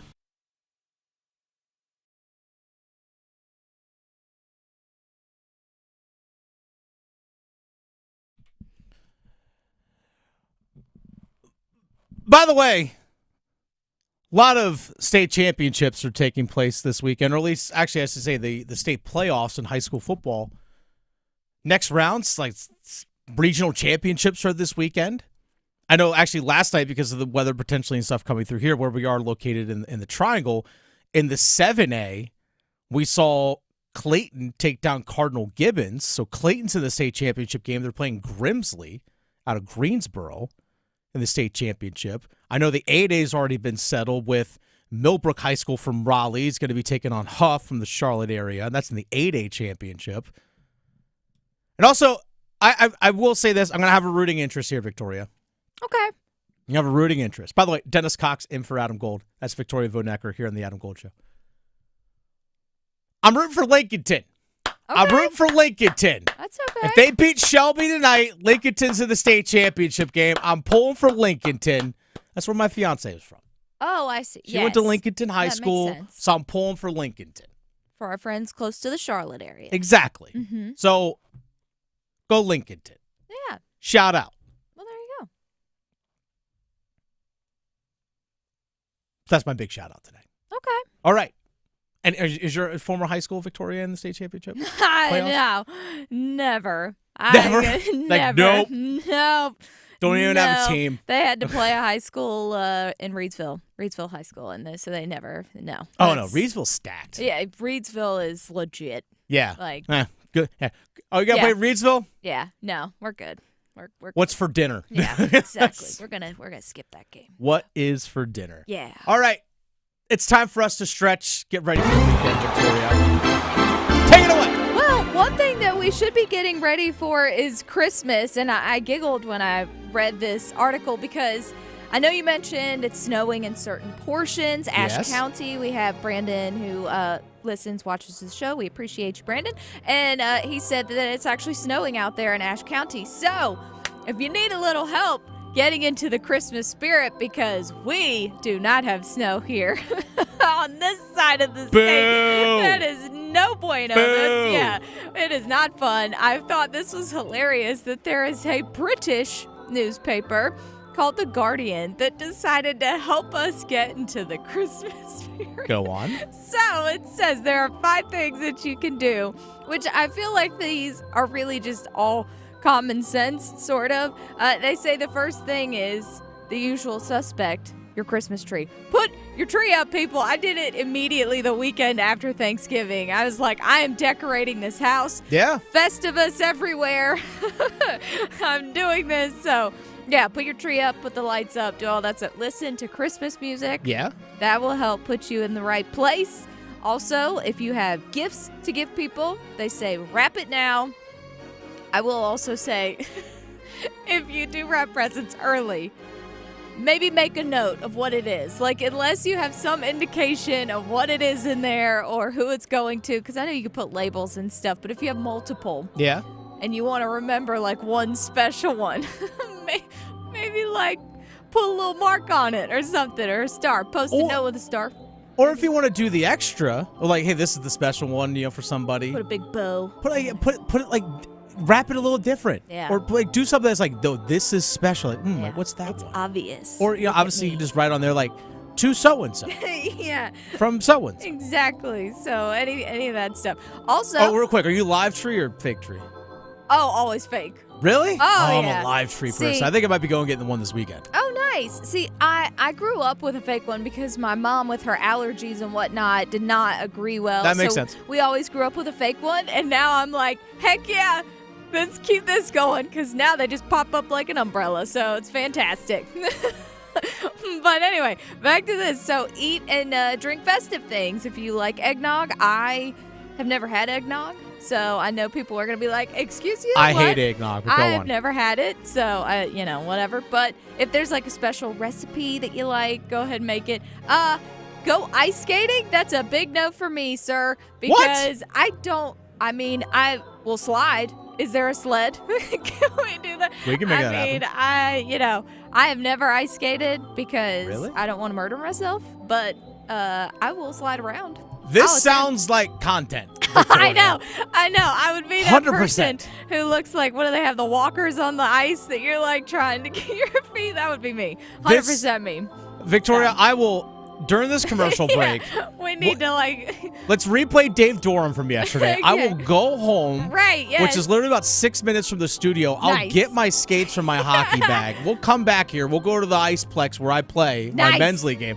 We'll go right after. We'll do the rest of the show live from there. You'll teach me the ways of skating on blades. I like it. We'll totally do it. And then the last one, watch your favorite Christmas movie, Home Alone. Yes. No, yeah, no doubt. It's Home Alone. You just got to do Home Alone. So, yeah. But those are some ideas. I think tonight on, I think it's NBC, that they're showing Rudolph the Red-Nosed Reindeer, like the old classic. Yes. You can't go. With the claymations, too. Oh, man. I told my fiance, I said, I want to watch that tonight. She's Love like, it. awesome. I know. Yes. So I enjoy the communal experience. I hope everyone out there, just at home tonight on NBC, just watch it. Yeah. Enjoy. Why not? It's perfect for it. You know what else you should be watching this weekend? What's that? I will be watching UFC 323, if I can say words, which happens to be my bets. Let's place go. your bets. Place your bets. Here. I bet you slice into the woods $100. Gambling is illegal at Bushwood, sir, and I never slide. Okay, you can owe me. I owe you one. All right, Victoria, let's play some bets. I'll actually go and let you place your bets. Give me your UFC 323 bets. Okay, I got you. So first up, Macy Barber versus Karine Silva. Macy, she likes to win a lot by TKO or decision. She also wins by submission, but not that much. Karine, she likes to submit people. I like Macy Barber in this fight. I think she's really going to dominate it. I think, however, it's going to go to decision. So give me Macy Barber to win this one by the points. That is plus 110. Next up, we've got Brandon Moreno versus Tetsuro Taira. I love Tetsuro Taira. He has his first loss from a couple fights ago, but I think he's going to just wipe that away. No big deal. And I got to go with Taira in this one. And let me see. What do I want him to win by? Let's do submission plus 550. So that's all we have time for. But all right, I'm going to give you my three quick picks for the weekend. Give me Tulane on the money line plus 110 over North Texas. Also, give me Duke plus 150 on the money line, and give me Indiana plus 160 on the money line over Ohio State. Still arguing whether hockey or golf has the tougher dress code? The Adam Gold Show on the North Carolina Sports Network.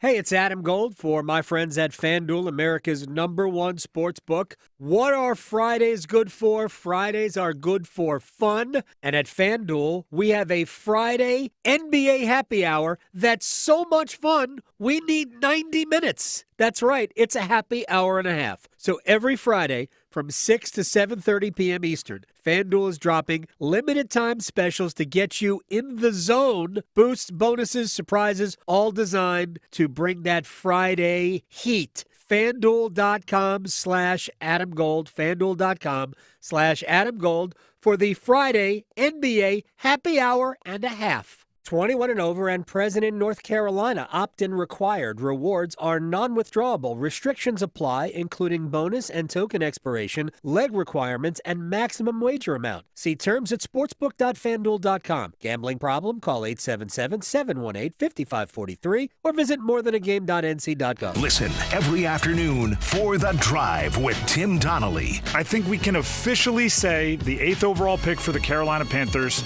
was a success. Dan Morgan knew what he was doing. Teteroa McMillan only needed one catch to change the game against the Rams, and they need to continue to work to give him more opportunities to change the game in the future. He is a difference maker. They need him to make a difference. The Drive with Tim Donnelly, 3 to 6 on 99.9 The Fan.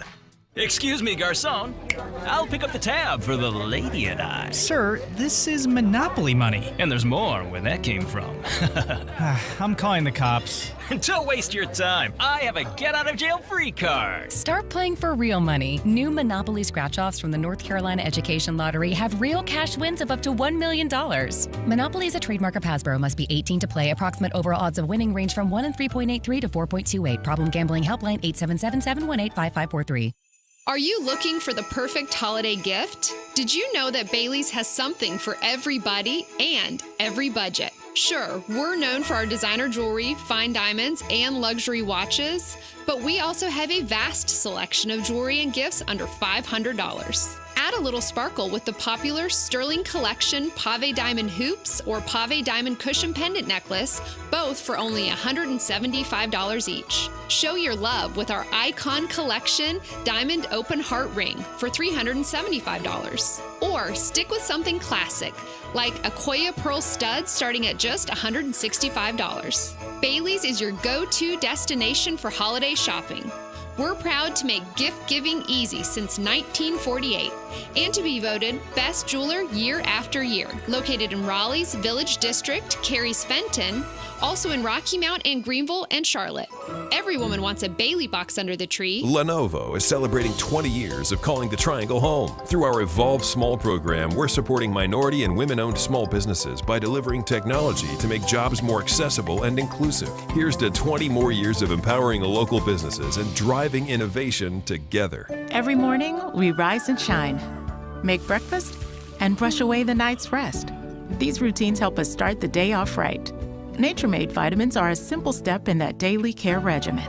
Multivitamins with daily essentials, clinically studied probiotics for gut health support, magnesium to help relax the body.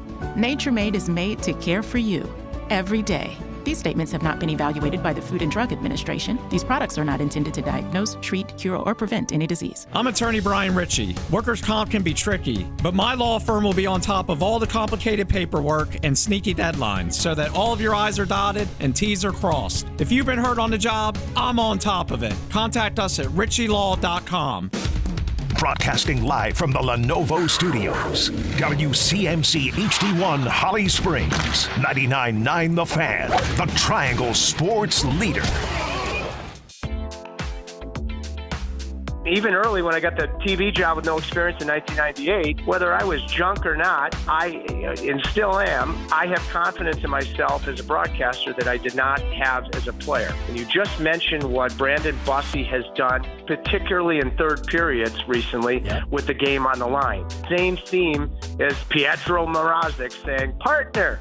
That's when I'm having the most fun. That's where you want a guy that is overflowing with self-belief because he doesn't want to run from being the difference. He wants to be the difference. And so far, like you just astutely mentioned, when the games have been on the line, he seems to want that moment. The words of Trip Tracy talking about Brandon Bussey. Pietro Mrazek. It gets me every time. I know. I liked Mrazek when he was in Carolina. Exactly. I really did. Then he went to the Blackhawks. I'll never forget Peter Mrazek, 2019. It was game 81 of the regular season. The Carolina Hurricanes, if I remember correctly, had just beaten the Montreal Canadiens. And it was actually a game where you actually needed the a day where you needed the Washington Capitals to win. If I remember correctly, is what it was. Or maybe it was you needed the Caps to beat the Canadiens. I can't remember what it was. But Peter Mrazek on the bench post-game, like, we're in! Yes! Yes! Because it's been so long since the franchise had made the playoffs. Mm-hmm. That building was electric that night. That was not last night, though. No. That's for sure. Not last night for sure. But you know what? Kind of goes to show you how the standard has changed and grown for this Carolina Panthers team. It's not Carolina Panthers. The Carolina Hurricanes. Maybe the Panthers can go on the same trajectory as the Carolina Hurricanes. Fans will feel that way whenever we do, actually. Hey, you know what? But, you got to earn your way there first. Mm-hmm. And here on the Adam Gold Show at this time, every single show. By the way, Dennis Cox in for Adam Gold this afternoon. Victoria Vonecker producing the show. We're actually going to keep it pretty Canes-centric for you all here as we get into the Wall of Sound. The Wall of Sound is a function of this studio. There's no doubt about it. And don't you worry, Canes fans. We're actually going to have some more hockey talk for you coming up here in about 30 minutes. WaltRuffHurricanes.com as we get to the roundtable to close out the weekend. WaltRuffHurricanes.com, as well as Paul Ihander, the host of Next Up from 9 to 10 in the mornings on 99.9 The Fan in Raleigh. Our little roundtable discussion all could be right here in studio, sitting across from each other, just talking hockey, talking Canes hockey, talking about goaltenders and so on and so forth. But let's actually go ahead and get into last night's game because there's some interesting audio from both Frederick Anderson, and from Rob Brindamore, the head coach of the Carolina Hurricanes. Let's jump to the cut, Victoria, Freddie Anderson being asked if it's been tough to settle into games. Let's actually go and jump to that one here real fast. Because we saw Frederick Anderson give up a goal in the very first shot of the game that he faced last night against the Toronto Maple Leafs. Again, a 5-1 win by the Leafs. I'm not going to sit here and say the sky is falling. It's not. It might be raining outside, might be snowing where you're listening, might be a little wintry mix. But the sky's not falling on this Canes team. But that doesn't mean that there aren't things that can't be improved or addressed. And right now we've seen Frederick Anderson give up a lot of early goals in games. And Frederick Anderson was asked last night if it's been tough for him to settle into the game. Yeah, obviously that's not really what you're looking for to start the game. To a couple bounces like that, it's difficult. So, just trying to stay with it and know that things will turn and it's a funny game. So, you gotta stay with it. That sounds like a guy who is struggling with his confidence right now. Yeah, poor guy. It stinks. It stinks, and it's got to be hard for him standing there in the crease, and you hear the fans chanting for the guy that's sitting on the bench. Yeah. It's no different, I'm sure, than you hear like a starting quarterback, fans chanting for the backup to go in. It's not. It's human nature. It's got to weigh on you in some way, shape, or form. Frederick Anderson is a competitive guy. Like, he really is. He's not just going out there just be like, let's just have a good skate. Say beer league, you know? As someone who plays beer league hockey, I can say that. But it does weigh on you. I think we lose sight of the fact, and this as fans, is that even if someone has been doing this at a professional level and a high level for nearly 15 years in the NHL like Frederick Anderson has, that confidence is still very frail. Because for something that you've been doing pretty much your whole life and have pretty much had success with your whole life, outside of ups and downs, which I say some small ups and downs, when you really are struggling, you really start to question. It's like, what am I doing differently? And that's when you try and do too much. You try and tweak some things as opposed to just, let me center myself. Let me get back to what my basics are. Let me get back to what I know. And you try and solve it because you want to solve it quickly because obviously there's a lot at stake. You're looking at yourself and my teammates are counting on me to do my job, and if I don't, it directly reflects on the scoreboard. That's the thing about goaltending that is different than any other position, in the sense of if you are struggling to do your job, you see the direct results on the scoreboard. Sometimes, maybe as a defenseman, I might let a guy get past me, or I might be out of position defensively, but my goaltender makes a save. So guess what? It covers up the mistake. As a goaltender, it's kind of hard to have others cover up your mistakes. Unless someone comes in and blocks a shot or sweeps a puck off a goal line or something along those lines, it really is difficult. You are that last line of defense. And Frederick Anderson was asked, even at this point of his career, or just at this point in the season, was asked if he still feels like he has his game. That's the way I look at it. I played worse hockey and better numbers. It's not really, it doesn't look good. Obviously, we're not getting the wins with me in that lately, but I still feel like I got my game. Maybe not perfectly where I wanted, but like I said, I've had worse stretches where things have looked better and got more wins. So that's I look at it, try to be positive and move on. So yeah, last night was a tough look. That first goal, it felt like he was back in his crease a little bit. Shot goes off the post and hits off of him and goes in, which is an unfortunate bounce, but I also say this, that if he's maybe out on the top of his crease challenging that shot, maybe it goes off his blocker and just goes to the corner. Then you don't have to worry. Then, there's the bounce that comes off it. The second goal really is a tough bounce. It's a hard rim around the net. It just hits the stanchion that's right off of the little space between the glass, the panes of glass, behind the net, and just ricochets out in front. It's what it is. Like that's just a tough break.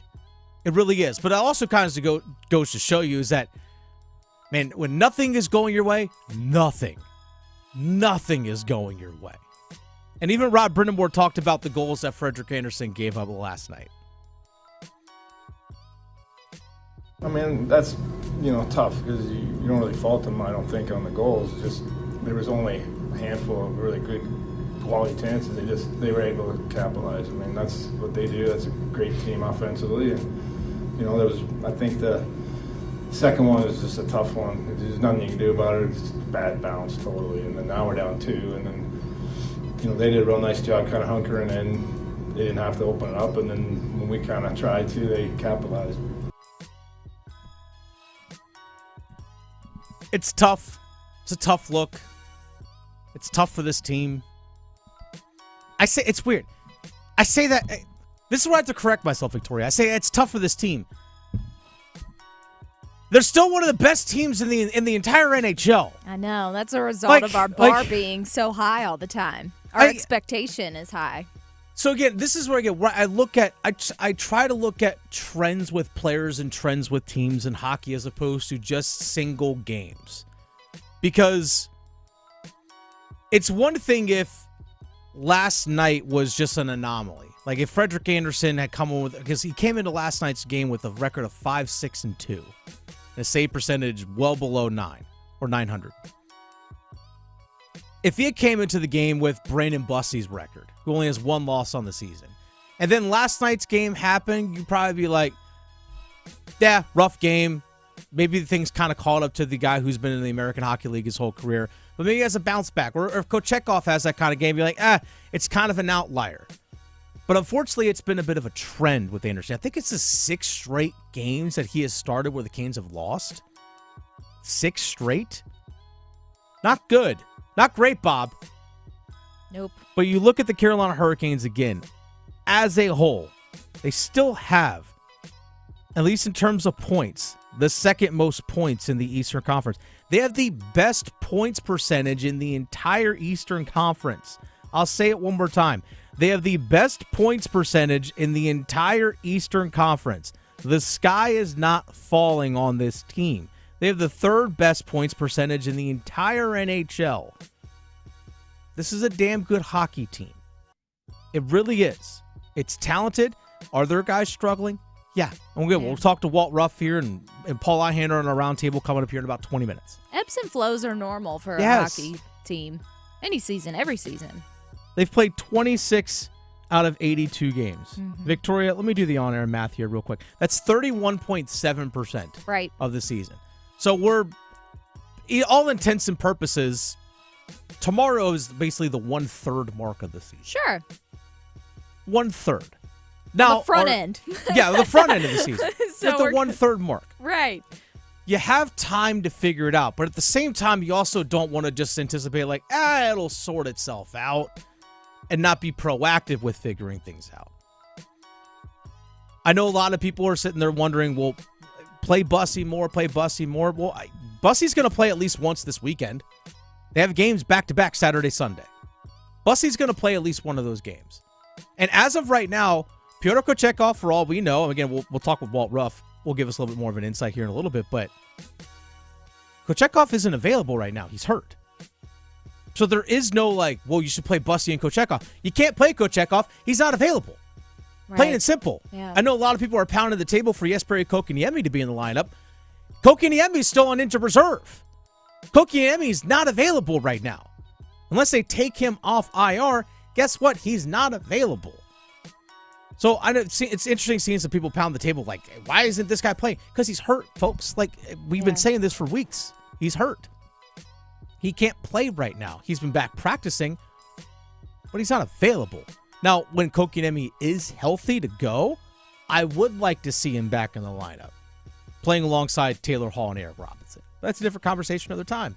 Rock can only play the guys that are available. Plain and simple.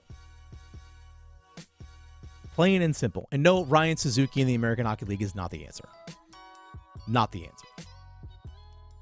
I get people telling me they should try Suzuki. Here's what I'll say about Ryan Suzuki. I know he's a first-round pick formerly of the team. He had a terrible eye injury.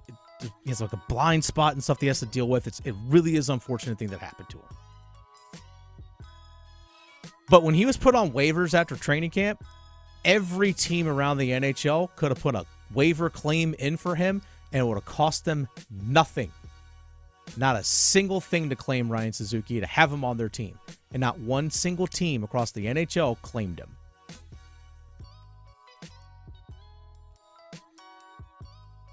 Need I say more?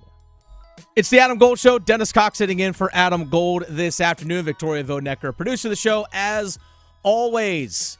There's some big games coming up this weekend in the college football world. Maybe the sky is falling for the ACC. Don't have hope, folks. Don't have hope. Next. His Zamboni is bigger than yours. The Adam Gold Show on the North Carolina Sports Network. Hey, Carolina Panthers fans, it's Dennis Cox from 99.9 The Fan. For all the inside information on your team, join me and my co-host, WRAL TV's Chris Lee, for our podcast, Panthers Playbook, presented by Wake Orthopedics. In every episode, we'll keep you up to date on your Panthers, and we'll do it with access only we can provide. Locker room insight, exclusive interviews, and in-depth looks at every Panthers game. Follow and subscribe to Panthers Playbook wherever you discover your favorite podcasts, or watch on YouTube. In today's world, financial wellness is more important than ever. I'm Amanda Mangum from Aspire Money Management, here to help you achieve peace of mind with your finances. Whether it's managing expenses, planning for unforeseen events, or investing wisely, we're dedicated to empowering you with knowledge and support. Take control of your financial health now. Visit AspireMoneyManagement.net to schedule your free consultation. That's AspireMoneyManagement.net. Together, we can help you pave the way to a more successful future. 99.9 The Fan is partnering with the Salvation Army of Wake County for Team Up to Give. We cheer together, we celebrate together, and when our neighbors are struggling, we step up together. Across Wake County, more of our neighbors continue to face nights without a safe place to sleep. Your gift could be the one that turns the tide for a family in crisis. So team up with us. Together we can make sure no one is forgotten. Team up, give hope, change lives. Text GIVE to 919-860-5326 or go to teamuptogive.com to donate. It's bow time. 'Tis the season for food and family, but thanks to Bojangles, you don't have to spend hours in the kitchen when loved ones come home for the holidays. Set down the spatula and put away the mixing bowls, because this holiday season, Bojangles is ready to help you celebrate with all your family favorites like Chicken Supreme, Cajun Filet Biscuits, or a big bow box of hand-breaded chicken, scratch-made biscuits, and fixins for the whole family. We'll make the food so you can focus on making memories. Head to Bojangles and gift yourself a taste of home. It's bow time. If it's ho-ho-ho time, it's Bo time. Time to order a party-sized platter of that bodacious Bojangles flavor before your next holiday celebration. Choose a Bojangles Supremes platter and get 50 whole breast tenderloin fillets. Or go with a Bojangles dessert platter and get 2 dozen Bo-Berry biscuits, 2 dozen cinnamon twists, or 1 dozen of each. It's a platter full of Bo-liciousness. And don't forget to pick up Bojangles gift cards. Just the right gift for anyone on your list. Hurry, it's Bo time. This hour of the Triangle Sports Leader is powered by Ritchie Law Firm, injury lawyers. Ritchie Law is on top of it. Go to ritchielaw.com. That's ritchielaw.com. Makita's built for the pros who show up early, who don't do shortcuts, only precise cuts. With tools built to last, job after job, year after year. Performance that pays off, because when the job calls for the best, you answer. And when you need the best, you call on Makita. Built to be the best. Available at the Home Depot. Finding support for my child with ADHD felt overwhelming. I didn't know which direction to take, but Understood.org's resources helped guide me. Now I have the tools I need to keep us moving forward. Visit u.org/yourpath today. For delicious meals, you could go out to eat or spend hours in the kitchen. Or you could just make a Marie Callender's meal. Yeah, you heard me. Marie Callender's classic chicken parmigiana bowl is delicious with scratch-made marinara sauce, creamy mozzarella cheese, and no preservatives. It's high in protein with 30 grams per serving. Marie Callender's, what having it all tastes like. This is Adam Gold. We're going to have Seth on the show next week when he gets back from vacation. He was by a pool. What are you doing? Get off Twitter. It's nicer to be on Twitter when you're by a pool anyway. No, just stop engaging with people. The Adam Gold Show.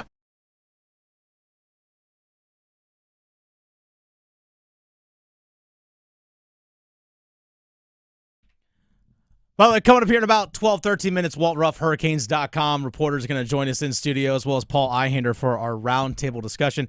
Oh, by the way, real quick before we get into the college football of Victoria, Dennis Cox sitting in for Adam Gold this afternoon. Victoria, I am legally under contract, required to mention World Cup soccer, the draws today. Yes. We actually know in Group D is the United States. This is according to the draw. They are going to be in a group with Paraguay and Australia.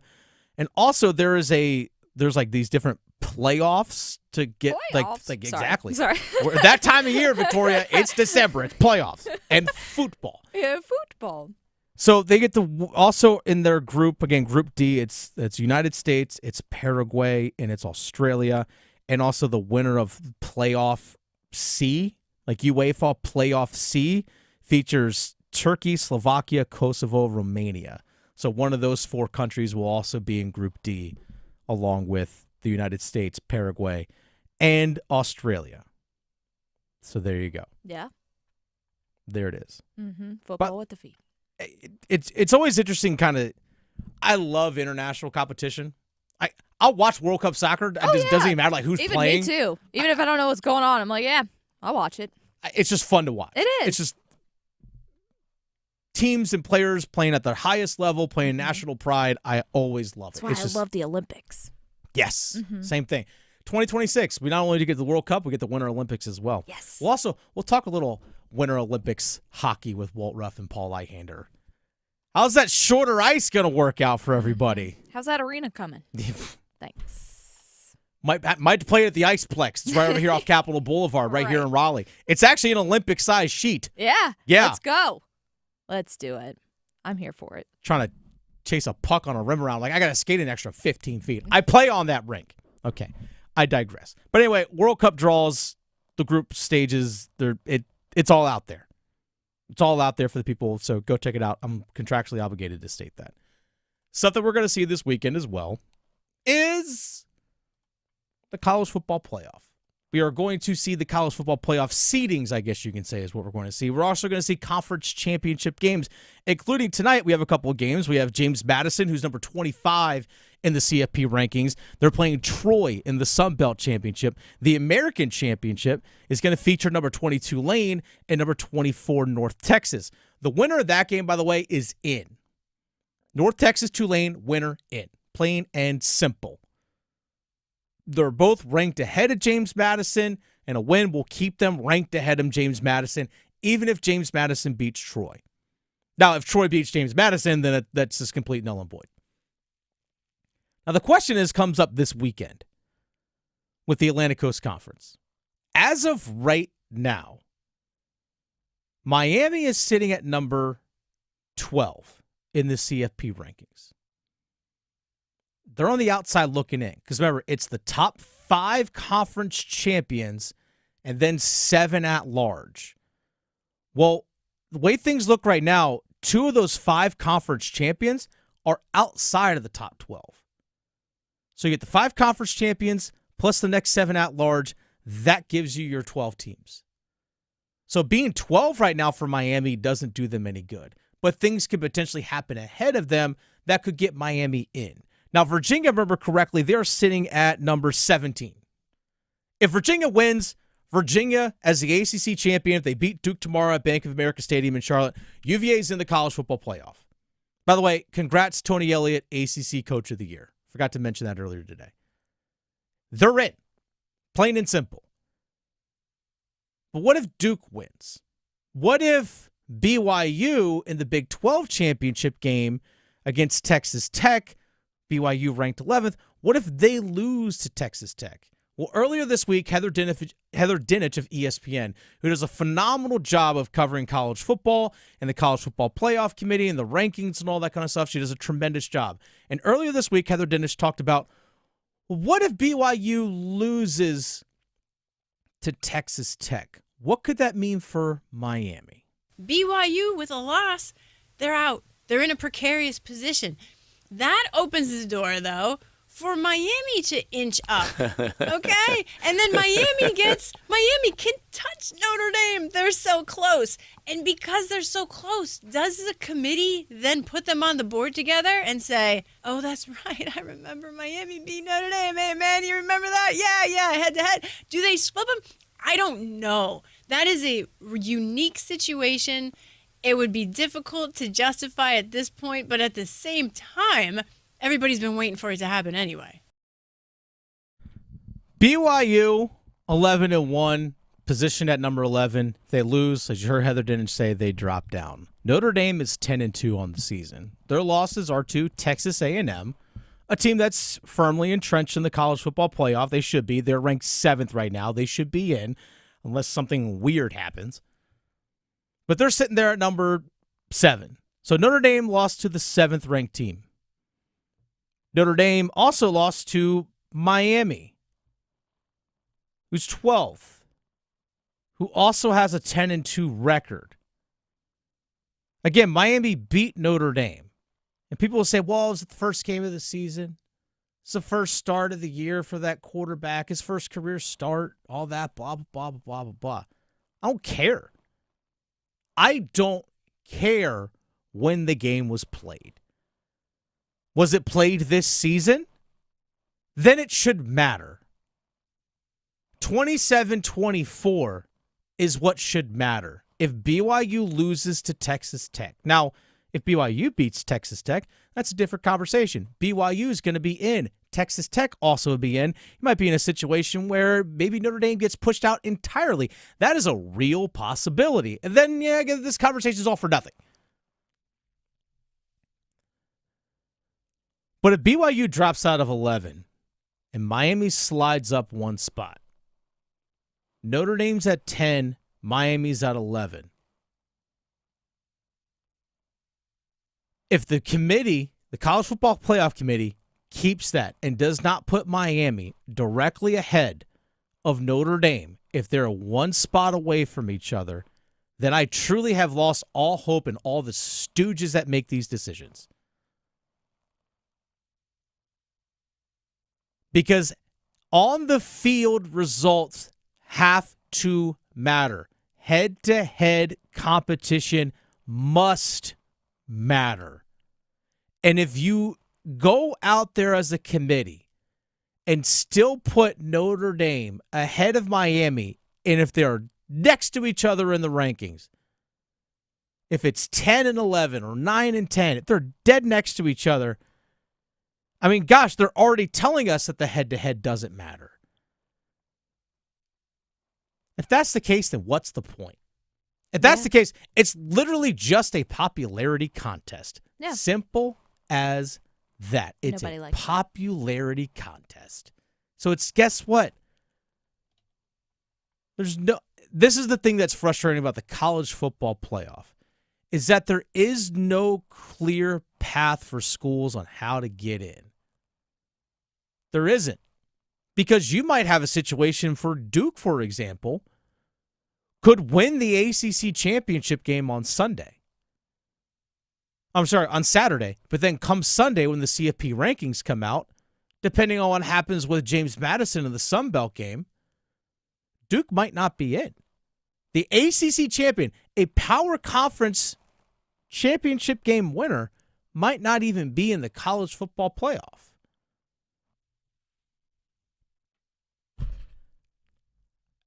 There is no clear, direct line or path for teams to make the CFP because it just simply hasn't been laid out.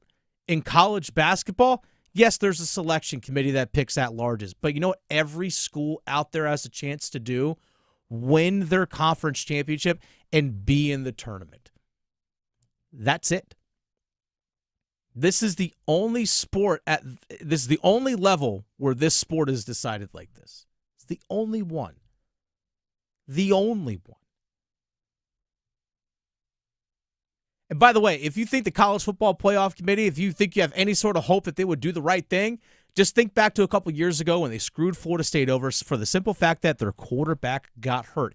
Even though with their backup quarterback, when Jordan Travis got hurt, when they played Louisville in the ACC championship game, a team that was ranked, if I remember correctly, 15th at the time, and they still won that game.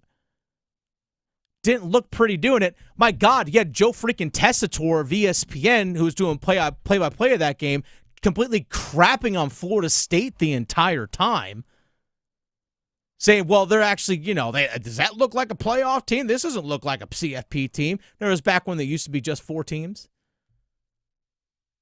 Even though they won the game with the backup quarterback, even if they would have gotten their tails kicked in the college football playoff, even if they had gotten their tails kicked, they still earned the right to be in that spot.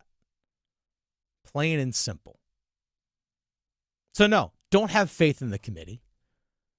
Don't have faith in the committee. Now, there is a legit chance that the ACC could get 2 teams in the CFP. There's a chance. Depending on what happens with BYU, if Virginia wins, Virginia's going to be in. If, there's a chance that Miami could slide up and take one of those at-large spots, it's potential the ACC could have 2, just like they did last season with SMU and Clemson. There's a real chance that on Sunday, ACC's got 0, which stinks. It's the Adam Gold Show. Dennis Cox in for Adam Gold this afternoon, getting you set for the weekend. Victoria Vodenecker producing the show. As always, we have our roundtable coming up. We're going to close out the show for all you hockey fans out there. Walt Ruff, Hurricanes.com. Paul Ihander, host of Next Up on 99.9 The Fan in Raleigh, in studio next. Because your fantasy football team needs all the help it can get, the Adam Gold Show on the North Carolina Sports Network.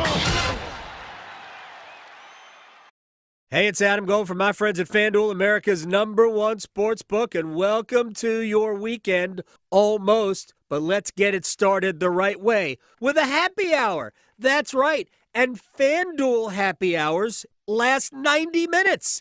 That's more than an hour. It's a happy hour and a half.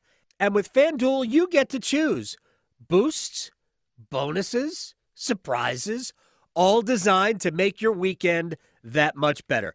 FanDuel.com/AGS, FanDuel.com/AGS. That's FanDuel.com/AGS. Grab your reward before the clock strikes 0. 21 and over and present in North Carolina. Opt-in required. Rewards are non-withdrawable. Restrictions apply, including bonus and token expiration, leg requirements, and maximum wager amount. See terms at sportsbook.fanduel.com. Gambling problem? Call 877-718-5543 or visit morethanagame.nc.gov. Whether it's helping you work, save, or steer clear from fraud, AARP North Carolina is making sure your money, health, and happiness live as long as you do. Each week, AARP Without Limits meets people and explores topics to help improve how we live and age in North Carolina. You can also learn more about getting the most out of life by listening to AARP Without Limits wherever you listen to your podcasts. This season, make the choice to protect what matters most, you and your family.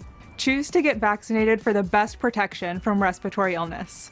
Talking with your provider about vaccines, hand washing, and staying home when sick keep your family protected from the flu, RSV, and COVID.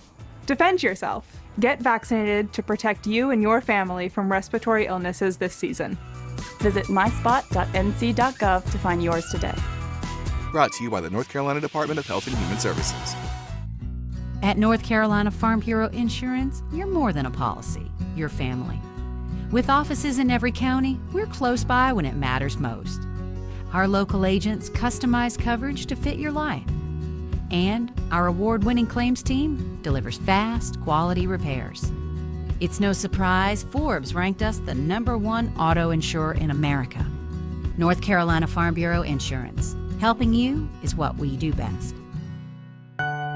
Hello, I'm Steve Troxler, North Carolina Commissioner of Agriculture. Farming's tough, but you're not alone. That's why the North Carolina Agri-Medicine Institute offers the North Carolina Farm Helpline, a free 24/7 resource for the agriculture community. Long hours, difficult decisions, and unexpected challenges can add up. Whether you need to talk to a counselor who understands farming or help with finances, legal questions, or farm safety, call 844-325-3276. That's 844-325-3276, the North Carolina Farm Helpline, a free 24/7 resource for the agriculture community. 844-325-3276, because no one should face farm life alone. North Carolina ranks second in the nation in potential agricultural land lost by the year 2040. The NC Forever Farms program supports the preservation of family farms through permanent agricultural conservation easements and has received a record number of applications for 3 straight years. Landowners interested in preserving their working farm through the Farmland Preservation Division of the North Carolina Department of Agriculture and Consumer Services can learn more by visiting ncadfp.org. This is Adam Gold. Soap attracts dirt, right? That's what soap does. It attracts dirt. Right now, Bill Belichick is soap. That's what he is. Yeah. He's soap. Yeah. He's attracting all this dirt. Or he's like an overripe banana and it's attracting all these gnats. The Adam Gold Show.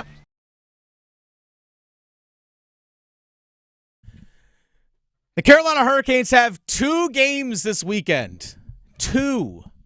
Saturday and Sunday. Maybe they can get back on the winning track. So we have our roundtable discussion. By the way, Dennis Cox in for Adam Gold this afternoon, being joined by WaltRuffHurricanes.com and Paul Ihander, the host of Next Up on 99.9 The Fan from 9 to 10 in the mornings in Raleigh. First of all in studio. So first of all, thank you guys for being here, by the way. Oh, we got to turn Walt's mic on. There it is. Victoria, there we go. Okay, excuse me.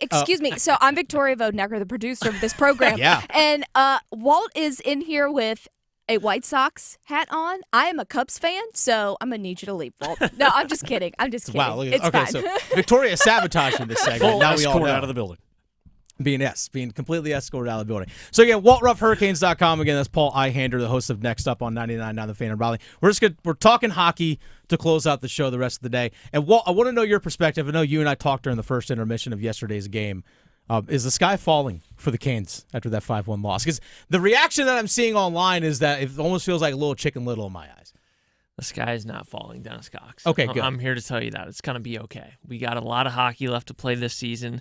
It's not even really that the sky is falling for the team. There's, a couple guys who maybe aren't where you want them to be, and there's one goaltender who maybe is not where you want him to be, but it's all good. It's going to be okay. Checking the standings page right now, they're 2 points out of first place. I think you'll take that. Hey, best points percentage in the Eastern Conference still. Okay, it's going to be okay. The guy that you mentioned struggling right now, and I want Paul Winger thoughts on this as well. Frederick Anderson. When you look at the Canes' record, 16-8-2. Correct me if I'm wrong, Walt. 16-8-2. But I look at Freddie's record, he's 5-7-2. So he's accounted for all but one of those losses. Is it just a confidence thing? Like, I don't know what you saw. You were there last night in the building, too. Yeah, there's some mental and some physical. For a guy who likes Legos, he's kind of the Lego house right now. You're not quite sure what it's supposed to look like, but you know when it's a complete product, you get a really nice-looking product. And he's not there right now. It's pretty clear. And just being in the building, hearing the 300 level, because that's where we're at, there was a lot of criticism being lobbied at Freddie. And not just last night, but in prior performances as well, to where even I thought, to be fair, and I'm not the head coach, Rod Brindamore's the head coach, why Brandon Bussey didn't get tapped again. Ride the hot hand while you can ride the hot hand. And I would be interested to see, and we can't keep adding to the roundtable or whatever it is here, but I'd be interested to hear what Tripp Tracy said, because Tripp advocated for Bussey to get the last start, which ended up in a win. And then we sat for a few days, and he's still a hot hand, I would assume. So that's where I would have gone back to, at least for me, and the groans in the crowd, especially a couple of very lively ones in the 300 last night, and rightfully so. It was 2-0 before we even got sat down and had to take the top off the beers. So I get it. I understand fans' frustration with Freddie and the lively Bronx cheers that came after. It wasn't necessarily fair to Freddie, but in terms of the team, someone's got to fall on that sword. And in the game, in the moment, someone has to fall on that sword. And obviously, when it comes to amplification and spotlight, it's Freddie Anderson. Walt, you heard it yesterday. There are bussy chants going on. They're bussy. The Bronx cheers for Freddie Anderson just catches like a simple dump in, and it's like, what? Yeah, I mean, just like, oh man, like how quickly that I don't say quickly, but how the fan base has become restless with Freddie. It's a real thing. I think it is justifiable. I will say that. I think it is. But when you hear bussy chants, if you're a net as Freddie Anderson is, it's not comforting, to say the least. No, that can't be a confidence builder. I mean, I give him a ton of credit. He spoke to reporters post-game last night, and he said, listen, there have been times in my career where I've been playing better and the results have been worse. So, he's playing his usual Frederick Anderson even keel, which is great because you don't want to hear that he's mentally in shambles, right? I think to Paul's point as to why the team didn't go with Brandon Bussey again last night, I totally see that side of the argument to go with him. I think it's just a rhythm thing, and that's kind of what Rod Brindamore talked about on the broadcast pregame. If you go with Bussey for 3 in a row, is it going to make things any better for Freddie Anderson what that would have been over a full week between playing games? I guess at a certain point you got to let him sink or swim. Last night wasn't a swim, but no. We'll see Bussey here this weekend, presumably tomorrow, and everything we've raved about with Brandon Bussey is he's making the timely saves in big spots. It's just the exact opposite for Freddie Anderson. Doesn't the NHL always have one of these stories every year? Yeah. It's that one goalie that kind of ascends, and all of a sudden they find themselves in a hot place or a hot rhythm, and all of a sudden they take over. This is a story that comes time and time again. And I remind myself back in May when they signed Freddie Anderson, a lot of it was incentive-based, like to reach goals, to reach certain milestones within the season, and then in the postseason as well. Realistically, do you guys think he's going to hit those milestones? 35 is the first one. 35 games. That order earns him, like, ladies and gentlemen, let's just call it what it is, $250,000. Does he get to 35? Based on, you can't run, at least for me, you cannot run a triple goalie tandem and think that you're going to keep anybody in rhythm. No. Even with an Olympic break coming up this year. No, I agree. This is the question that a lot of Canes fans are wondering right now, and I will remind people of this. Pyotr Kochetkov is not healthy, so he's not available right now. Rod has said, he's like, I'm waiting for him to tell me that he's good to go. So as of right now, you only have 2 available, so that kind of negates the whole, like, what do you have with 3 right now, because that's a future problem that Rod has to figure out when that time actually does come. But the hot hand is Brandon Bussey. Is it? I mean, kind of like what we saw was a Dustin Wolf last year with the Flames, took off white hot and almost got that team into the playoffs last year. So you've seen this pop up from time to time. But I also wonder as well is that, Walt, I want to know your thoughts on this too, is that if Bussey's the hot hand, the only way that Frederick Anderson can get through the slump is to play through it. But at the same time is that, well, if he's not giving you what you need, how do you justify playing him? It's a delicate balance. It absolutely is, and with every start that Brandon Bussey performs well, it makes it only harder and harder. Because if you look at logical reasoning, who's, big picture most expendable of the 3, again, Freddie Anderson signed for this year. It's a performance-based contract. He's got 14 starts in 26 games played. Will he get to that 35? I don't know, but every win Brandon Bussey stacks up, it makes it less and less likely, right? Because that's the guy who you got to go with. You got Kochetkov, who's been really good when he's healthy, so it is becoming more and more of a problem, but you're absolutely right, Dennis, in saying that the only way Freddie Anderson's going to be able to work through it, if at all, is by playing, right? You can't shelf him for 2 months and then expect him to be, this guy again. Now, the Olympics are going to add another factor to the situation when February rolls around. He's going to be the guy for Denmark, provided he's healthy, so that can go one of 2 ways. Maybe that helps him get some confidence back. Maybe it doesn't, but that's a long ways away, too. Like, we're talking 2 months away at this point, so something's got to give before then with Frederick Anderson. What's ideal? If all 3 are available, again, I was actually going to read your tweet directly, Walt. Again, that's WaltRuffHurricanes.com reporter joining us in studio on the Adam Gold Show. Paul Eihander, the host of Next Up on 99.9 The Fan in Raleigh, joining us here. Dennis Cox in for Adam Gold. It's the Roundtable here on the Adam Gold Show. To read what you said directly from Rob Brindamore about Pyotr Kochetkov, by the way, who practiced again today, said he looks good in practice, but when he's available to play again is up to the player. So it's just really much Pyotr Kochetkov saying, hey, I'm good to go. When Pyotr says that to Rod, what is the ideal play here? Like, do you just literally ride the top two guys and just the third guy sits? Well, the benefit of things right now is you just started a 14-game schedule in December last night. You've got 15 games in January, so you've got 29 games in the next 2 months. You're gonna need just about everybody. And counting here, coming up even in the next couple of weeks, you've got a back-to-back this Saturday, Sunday at home. The following Saturday, Sunday, a road home. The following week, 2 on the road. So you're gonna have an opportunity to get everyone in the mix. It's just, is that going to be what's best for business? Well, listen, it's the end of the year. We're not trying to spend all our FSA money like the Canes are. Yeah, that's true. I'm like, seriously. I'm like, do we all need eye checks? Do we need to get our ankles and things taped up? I just don't see it. It's great to have a wealth of riches and to have a depth team and a deep team. And I will hat tip to Eric Tulsky if he's watching, or if he's not, that's fine. He has assembled depth. There's no doubt about it. Offensively, we're fine. Defensively, deep defensive core. Yeah. Like, I don't know how they get this far, honestly, without having a little bit in the system. Mike Riley doing things, and Alex Nikishin, who played a ridiculous 25 minutes last night on the ice, who, to me, guys, and I don't know, and this is your show, Dennis, but I want to weigh in on something you're the boss. Here. When he took the seat a couple of weeks ago, and he came back, I feel like someone told him, you don't need to freight train everybody into the boards. I don't see him as physical as much in the last several games, as opposed to utilizing more of the hockey skill that he's had, as opposed to being out there and just having to be Miles Wood. Yeah, every single night. I don't know. Brute. Have you guys seen that? I'll defer to Walt on this one. What you seen, Nikisha? There's some truth to that. I think they want him to play a simpler game. Mm-hmm. They want him to use his smarts. He's a very smart player, but without doing too much. And how many times have we heard that from Rod Brindamore already this year? That was the reason why he wasn't on the power play for a large part of time to start the season.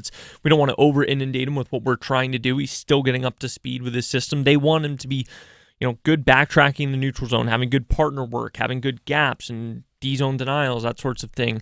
That's where they want the money to be. So you're right. If that comes at a cost of maybe, not trying to level everybody, then what's going to work is what's going to work. I like it when he levels guys. Oh, yeah. Trust me, we all do. But I'm sure it's also probably going to benefit him as the season goes along, in the sense of, in the KHL, they're playing, 65, 68 games, something along those lines. It's 82, and it's a very physically demanding skating style that the Canes have. If you're playing that 20-plus minutes every night with that physical style on a guy, even though he's still young, probably could wear on him as the season goes along. You want that guy, I'm sure, fresh when it comes March, April, May, and hopefully into June. So they're also probably a little bit like, hey, man, if you play good positioning, you'll still take the puck away, pick and choose your spots. But again, that's all probably part of the learning curve from him. Where have you seen him, Walt, grow from where we saw him, obviously the little stint we saw with the playoffs last year, but even from game one till now, he's, because of injury, got thrust into playing way more minutes than I'm sure Rob Brindamore expected to. But he seemed like overall he's handled it pretty well. Where have you seen him grow the most? It's the details. It's the small details of his game. And that's, we call them small details, but really that's everything, right? I caught up with Tim Gleason last week during practice one day, and he was talking about exactly those items. He said, we know that the offensive side's kind of natural, right? When the puck is on his stick, he knows exactly what he should be doing. Awesome. He has a cannon of a shot. But it's that detailed defensive structure that the Carolina Hurricanes are so known for. We talk about their forecheck all the time, but that doesn't happen if you're not good defensively. And so it's, again, that partner work through the neutral zone, closing out gaps, those sorts of things are where his game has continued to get better, and it will continue to get better. But you're right, it's a big workload. I think he played 5 of the 6 preseason games. Yeah.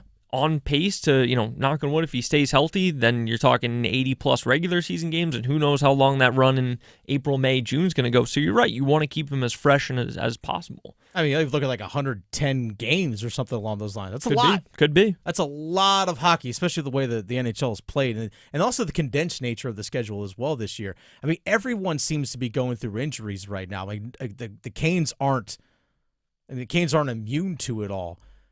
But it seems like guys are coming back, Walt. I know you were at practice today. Jacob Slavin was in a normal sweater. Should Canes fans be optimistic? Are we going to see him anytime soon? Number 74 on the ice? We're getting close. We're getting close. I asked him. Don't tease me like that, no, Walt. I'm not tease teasing. us like that. I'm not teasing. I asked him directly. I said, "Hey, Jacob, any thought as to when you want to get back out there?" Like, kind of crossing my fingers, hoping he'd say, I knew it wasn't going to be this weekend, Saturday. but next week sometime. And he smiled and said, "Hopefully soon." So Jacob got me on that one. He didn't show his cards, but it's coming. It's coming. That's the answer you give to your significant other. You say, "Hey, can you take out that garbage?" "Yeah, soon. I got something over here I need to deal with first." I'm on it. Yeah. WaltRuffHurricanes.com reporter Paul Ihander, the host of Next Up on 99.9 The Fan, joining us in studio here in the Adam Gold Show. Dennis Cox in for Adam Gold this afternoon, getting you just set for the weekend and a couple games coming up for the Carolina Hurricanes this weekend, just talking hockey and just kind of talking big picture for the Carolina Hurricanes.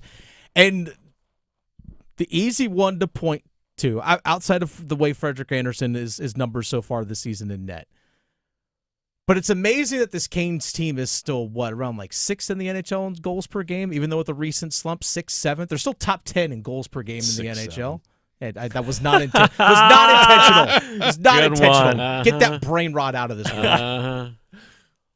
But the fact that they're still scoring overall in the season at that number, despite the last couple weeks have been a struggle, the power play still, I don't know what to call it anymore, other than it's just not good right now in the sense of they're not scoring. I actually thought last night they had a couple good power plays in the first period, or at least had some good zone time and good possession time and got some good quality looks, but nothing seems to be going right now in the power play for a group of skilled guys. Well, I don't know how to fix it. I just don't. I can't look at it and go, they got the guys. Yeah. I don't know. I just don't know.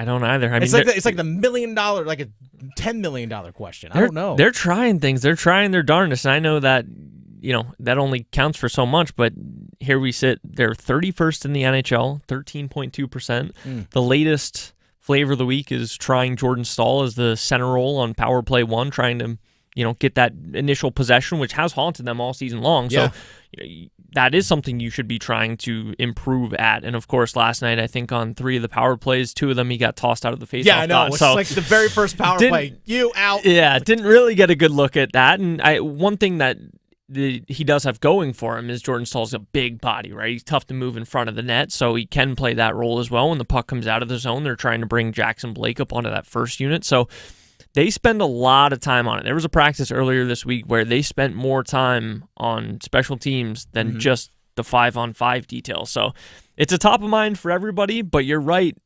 You can't let it get to you come April, May, and June again. You got to get this right before that. Should we just throw out Stahl's line out there on the power play at this point? Because the way they hold on to pucks and they grind pucks in the corners, they work low to high.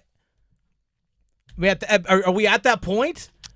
That's funny you say that because Adam will say that to me from time to time. Yeah, so sounds like you and Adam are very aligned on the potential. Contractually obligated. We're talking more soccer now? No, I fulfilled my contractual obligations to mention the World Cup earlier today, Paul. But this power play, again, we've seen this team last year early on was white hot. Then it cooled off. But then in the playoffs, it was hot for stretches in the playoffs last year. I mean, Paul, can we expect maybe at some point this power play just to pop off? Yes. Okay. Yes. No. Right. Yes. Absolutely. There will come a time when puck luck stops being puck luck, and they figure out the geometry. Right. I mean, it's every angle is always going to be different. That's what makes the NHL special. The basket is not fixed. There's always somebody defending it with large pads and larger arms than anything else. I think the time will come eventually. If you're going to work it out, as Walt mentioned, you got to work it out now. Figure it out now. And Jordan Staal, I like the move. At least they're trying something, right? It's something different. And he is he is the captain for a reason. He's the captain of the tip, too. Like, I don't see a man that can develop that. I mean, maybe Keandre Miller. Maybe you could put Key in the middle and have him do that same kind of deal, but you've got to have somebody out top. So if you're going to mix it up now. It's not costing you too much. I think there are bigger things to deal with. Yes, power plays. We could use a few more cash-ins. I mean, Walt mentioned 31st. We were 30th yesterday, so you can only go so far down. I know we're laughing about it now, and then you walk into that building and everyone's like, "Where's my damn biscuit?" Like, we want free stuff. That's true. The frustration is, it's just not cashing in. I think the time will come.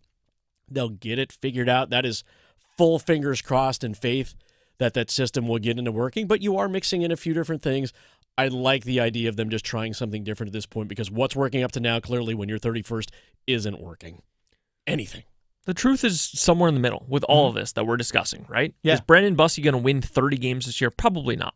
Is Freddie Anderson going to lose 40 games this year? No. Is this based on talent and the work ethic? And am I a little bit biased in saying this? Is this power play the second worst in the NHL? I don't think so. Based on talent, no. You hope it all levels out or at least works its way towards the middle at some point, and hopefully sooner rather than later. But like you mentioned, Paul, at least they're being proactive about it. That is something. It's like, hey, we're struggling on the face-off. I think I did the math going in. I think it was to Thanksgiving last week. That they're about 44% on face-offs on power plays going in, which is not great when you're having to, all right, well, they get the puck, they dump it out, now I got to go skate behind the net, and Freddie or whomever leaves it there, I got to go pick it up and skate it back up the ice. Well, I mean, yesterday when that happened, their zone entries and stuff were great, so they're able to still get set up. But nonetheless, it's still frustrating to see a team that is so skilled. And I'm sure, Walt, you're around the team obviously a lot more than we are. I'm sure they're feeling that frustration too. I know we only have about 90 seconds left, but I'm sure they're also feeling the frustration as well. It's like, why isn't this clicking? Like, why? And that there's the mental side of this too. It might just be that at this point. Oh, it certainly is, and it plays a role in it. Rod Brindamore talked about it after last night's game. It goes hand in hand with some of the guys who are on that second unit in the second line, Jackson Blake and Logan Stankoven, and we talked about it during the first intermission last night. It's not going for them, and they're a critical part of the second power play unit. Blake now on the first in a bit of a asterisk role, but you do start to feel it. These are guys who want to be the best performers they can be. They're competitive individuals. How could you not be in a Rod Brindamore locker room? But they want to perform at a high level. When it's not going your way, it can weigh on you. Absolutely, they're human. All right, real quick, Paul Ihander. We got 1 minute left here. Paul Ihander, where do they finish in the Metro Division by the end of the year? First, second, third? Second. Walt? First. All right, there it is. I say first as well. Acknowledge Walt Ruff at Hurricanes.com. You can check out his work there. The OTC himself, our outstanding, truthful Caniacs reporter. That's Walt Ruff. That's also Paul Ihander. 99.9 The Fan. Check out next up from 9 to 10. Thank you both. Really do appreciate you all for Walt's stopping going to by. be busy watching UFC 323 this weekend, aren't you, Wolf? Yeah, you're going to be watching UFC. Oh, he can't hear me. Yeah. Sorry. But if you missed any of the show, check it on the Best on the Adam Gold Show podcast. Again, 99.9 The Fan on YouTube is where you can also find the Adam Gold Show, 99.9 The Fan, the flagship station, so you can log in there or subscribe there. That way you don't miss any of the show. Enjoy your weekend. For Walt, for Paul, for Victoria, Dennis Cox in for Adam Gold. Until next time, we bid you adieu. Goodbye and good night. Because your fantasy football team needs all the help it can get, the Adam Gold Show on the North Carolina Sports Network. The road to college football's national championship runs through 99.